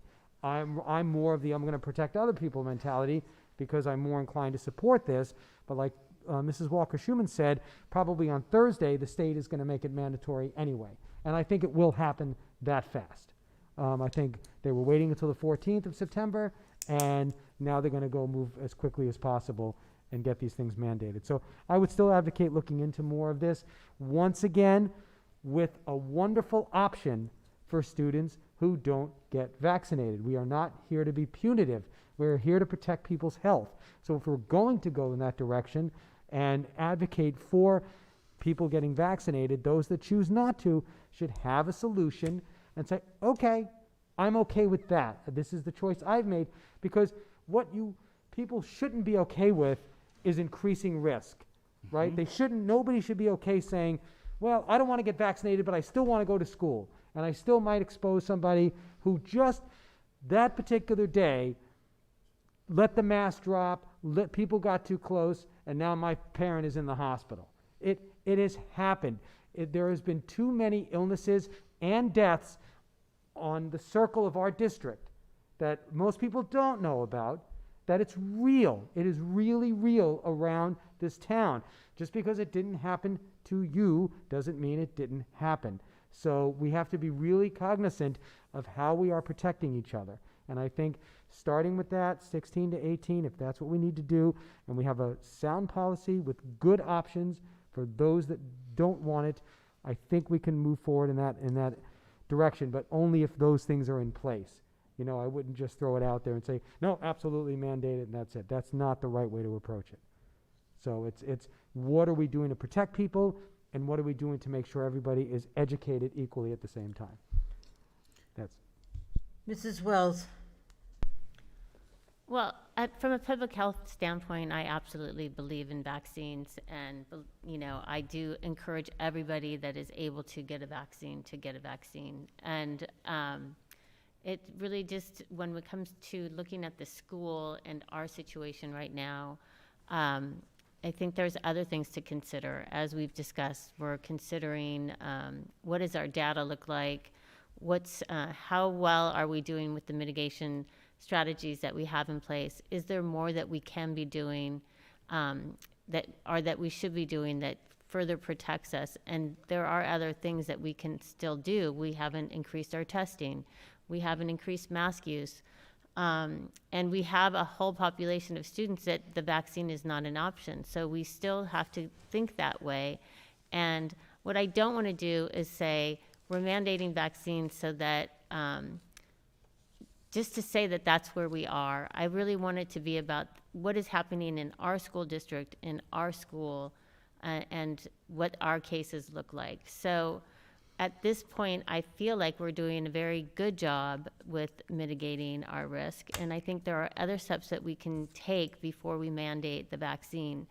And I would like to see us start with the mandated testing first, and employ the other strategies that we still have in front of us before we mandate the vaccine. I'm not suggesting that we won't mandate the vaccine, or if the state does mandate the vaccine, I would support that. But I don't know that it's our place right now at this time, given our situation in our school, that we need to make that call today. Thank you.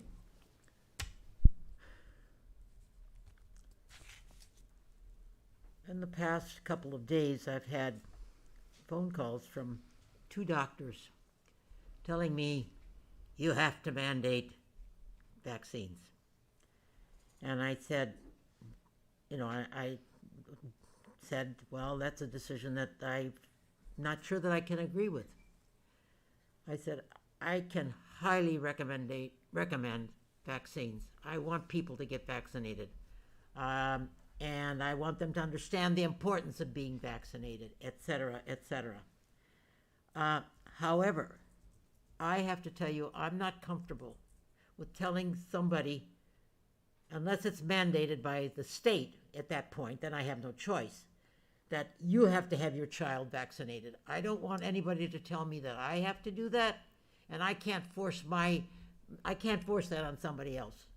That's just me personally speaking, that I do not feel comfortable having a mandated vaccination for all the students that can be vaccinated at this point, because I'm not comfortable with telling somebody you have to be vaccinated, and you can't tell me that I have to be. Of course I'm vaccinated. Of course everybody in my family is vaccinated, because I believe and I've learned, and it's the education and it's the fact that I know that's what you have to do. And that's what we have to convince the people to do, that it's good or whatever. But to force them, I don't know that, unless of course the state comes down and says, you have to be vaccinated. And that at that point, it's out of my hands, and legally, the legitimacy of it and everything is out of my hands. And that was the other issue that I spoke to 2 weeks ago. I'm not happy that I'm going to face any legal issues with this. It's an interesting, one comment made to me sticks out in my mind, and I can't believe this was said to me. The person said, well, you can treat the side effects. So that if you get the shot, you can treat the side effects, but you'll stop the COVID. And I'm thinking, what's worse? I mean, maybe the side effects are long term. I don't know. I'm not a doctor. I'm not a scientist. I should have been, I know, but that's beside the point. Okay, so I know that I just, at this point, from my standpoint, I don't know how the vote is right now. I've been listening to everybody. It sounds like it's like 3-2 at this point. And I would love to be able to turn it around, but I can't. In my good conscience, I just can't do it. So for those reasons, I'm not in favor of mandating vaccinations unless, of course, the state tells me. That's my point. I'm sorry. That's my feeling. There was one other issue, and that has to do with... Rochelle, before you said that, I just wanted to add one other thing. I do feel that we should be prepared. So we should be prepared if the... Well, Mary, I'm not finished yet. I'm sorry. I thought you were switching subjects.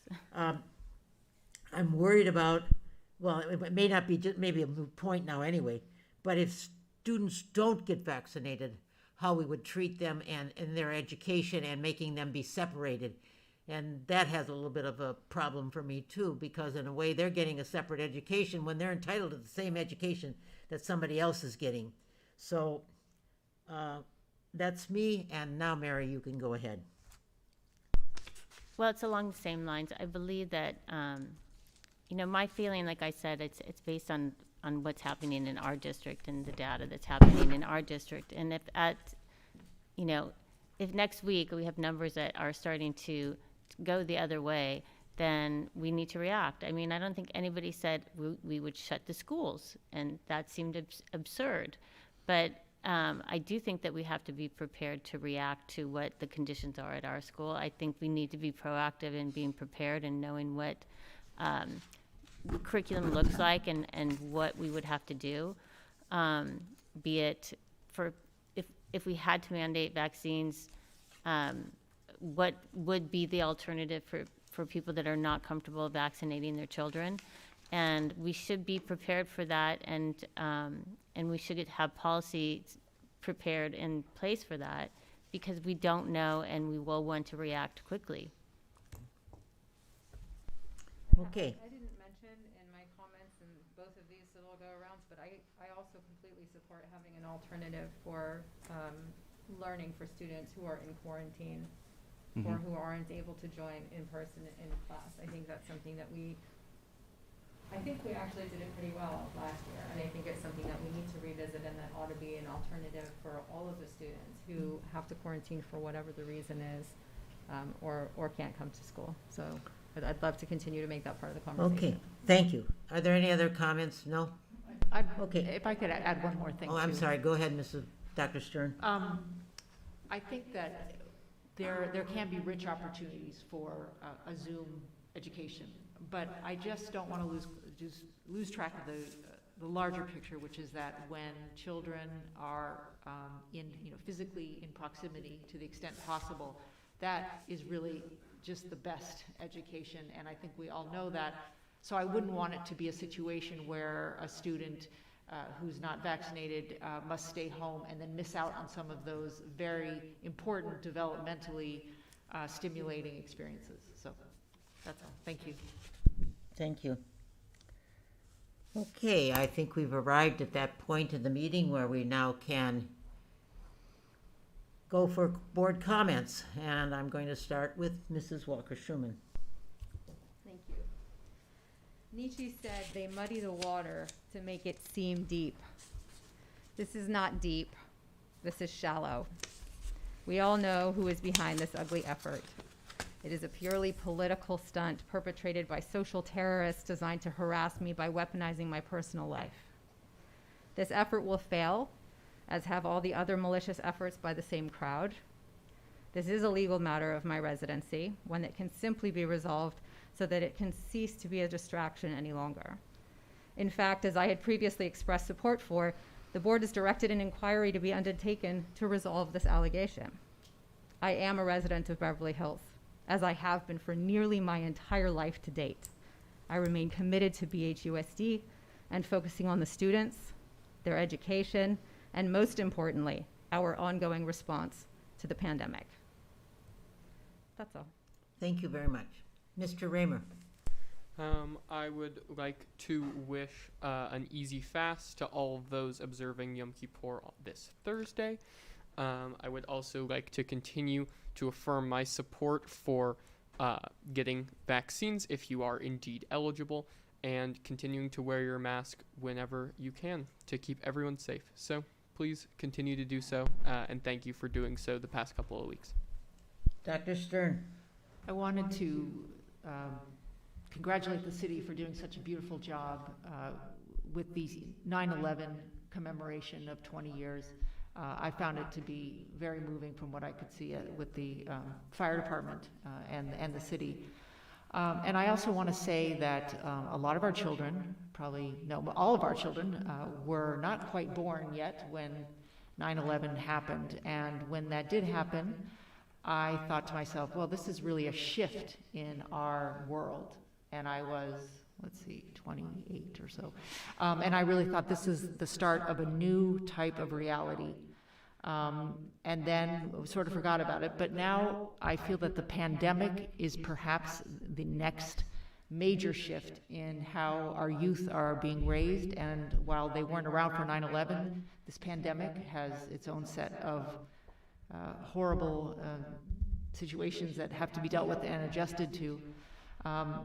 But I really think that the commemoration by the city of 9/11 was very solemn, but very respectful, and it really made me realize that in this lifetime, there are a number of things that are thrown our way to our children and to all of our community members, and we're a strong city, and we're able to recognize what we need to do to move forward, and I know that this pandemic, we're making our way through it, and we will come out ahead eventually. Thank you. Thank you. I wanted to address the comments regarding my support for my colleague. I have always felt it was important for board members to support each other. Actually, I think we should all support each other, and by all, I mean the human race. We can disagree and still support each other. There have been plenty of times in the past that colleagues of mine have fallen under fire. This is a brutal job, and only the 5 of us up here can really empathize with what we actually go through.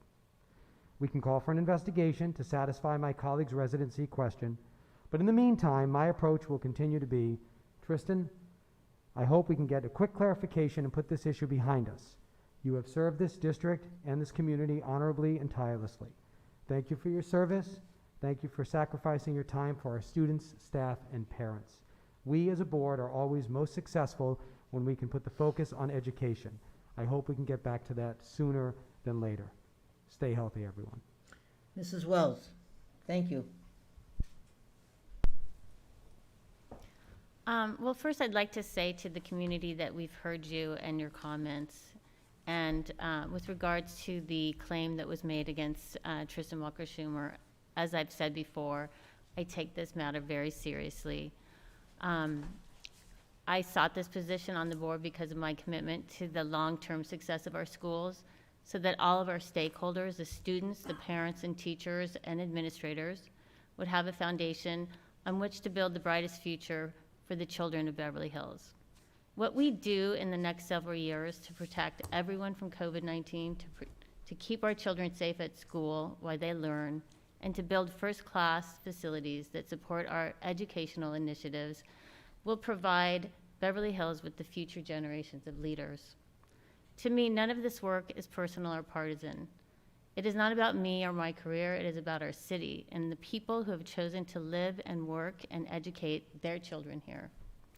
The issues that were raised by the facts presented in the complaint related to Mrs. Walker-Schuman's residency are not a sideshow, but instead are about the trust and confidence that we as a board are asking this community to place in us as we keep the long-term best interests of our constituents in mind at all times. Like I said, I take the complaint seriously, and I strongly believe, and I hope, that working with independent counsel who have expertise with this specific matter and who has proven to have the highest professional ethics and integrity will bring resolution to these issues and restore confidence to everyone that our board members are legitimately serving as their trusted officials who can address our community's challenges. In the meantime, I would ask everyone to refrain from making this personal and to focus on what is truly at issue, which are the issues raised by the facts presented in the claim. That's all I really have to say. Thank you. Thank you. Before I begin my board comment, I would like to announce that the board is voted this afternoon to initiate an investigation with a private counsel to look into the matter of Ms. Walker-Schuman's residency, which I am very pleased to announce. Just point of clarification, we didn't vote. We We gave agreed. direction. Right. We And gave it's direction, I'm sorry. independent Okay, we counsel. gave direction. Okay. Good evening. As an elected official and the president of the school board, I have a fiduciary responsibility, and I must ensure the ongoing and continued legitimacy of this voting body. This is my obligation. It is part and parcel of the oath of office I took. I know that any sitting president should and would do the exact same thing. The serious allegations against Mrs. Walker-Schuman, if true, would indeed affect the legitimacy of this school board, and any decisions that were made or would be made with a member of this board ineligible to hold office could and would be challenged. In a hurried response to last week's Beverly Hills Courier, which was released online in the evening of September 9th, I received an email at 11:49 p.m. on September 9th from Mrs. Walker Schumann, sent from her Beverly Hills Unified School District email address and signed by her as the Vice President of the Board of Education. Tonight, I would like to respond to the statements that she made in that email. I found her remarks to me inappropriate and abusive, and I wish the community at large to hear them in her own words. I quote, "You are wrong about me, about my residency, and when it is proven publicly the only thing in your presidency will be remembered for is your jealous, petty attacks on me." She went on, "You are an embarrassment, Miss Rochelle. Your need for attention and adulation has led you to make serious, flawed decisions." Again, all of the city council members see this as a pathetic attempt to assassinate my character, and you are now tied to this. I would like to reply to my fellow community members as follows. I have been connected to the Beverly Hills Unified School District in one way or another for 58 years, and I have been a resident of Beverly Hills for almost 50 years. During that time, I have taught at every school in the district and on almost every subject. I also served as the vice principal interim on 2 occasions. I am proud of my service to this community and this school district. Almost 3 years ago, I was elected overwhelmingly to the school board. The community put their trust in me to bring a new voice to this board, one from a dedicated educator. During my tenure as a board member, every single decision I made was done so in the best interests of our students, and almost every decision had a unanimous vote. Mrs. Walker's comments about my need for attention and adulation is so misplaced and counterfeit to what my true intentions are and have always been. As President of the board, I ask that Mrs. Walker's residency status be fully investigated and resolved so that we can move forward and place our full attention to the education and betterment of our students. I appreciate everyone's comments tonight, and as always, I respect and welcome your input. For those of you that celebrate, I hope you have an easy fast, and that's my statement. The next meeting is going to be September 28th. Thank you. The meeting is adjourned.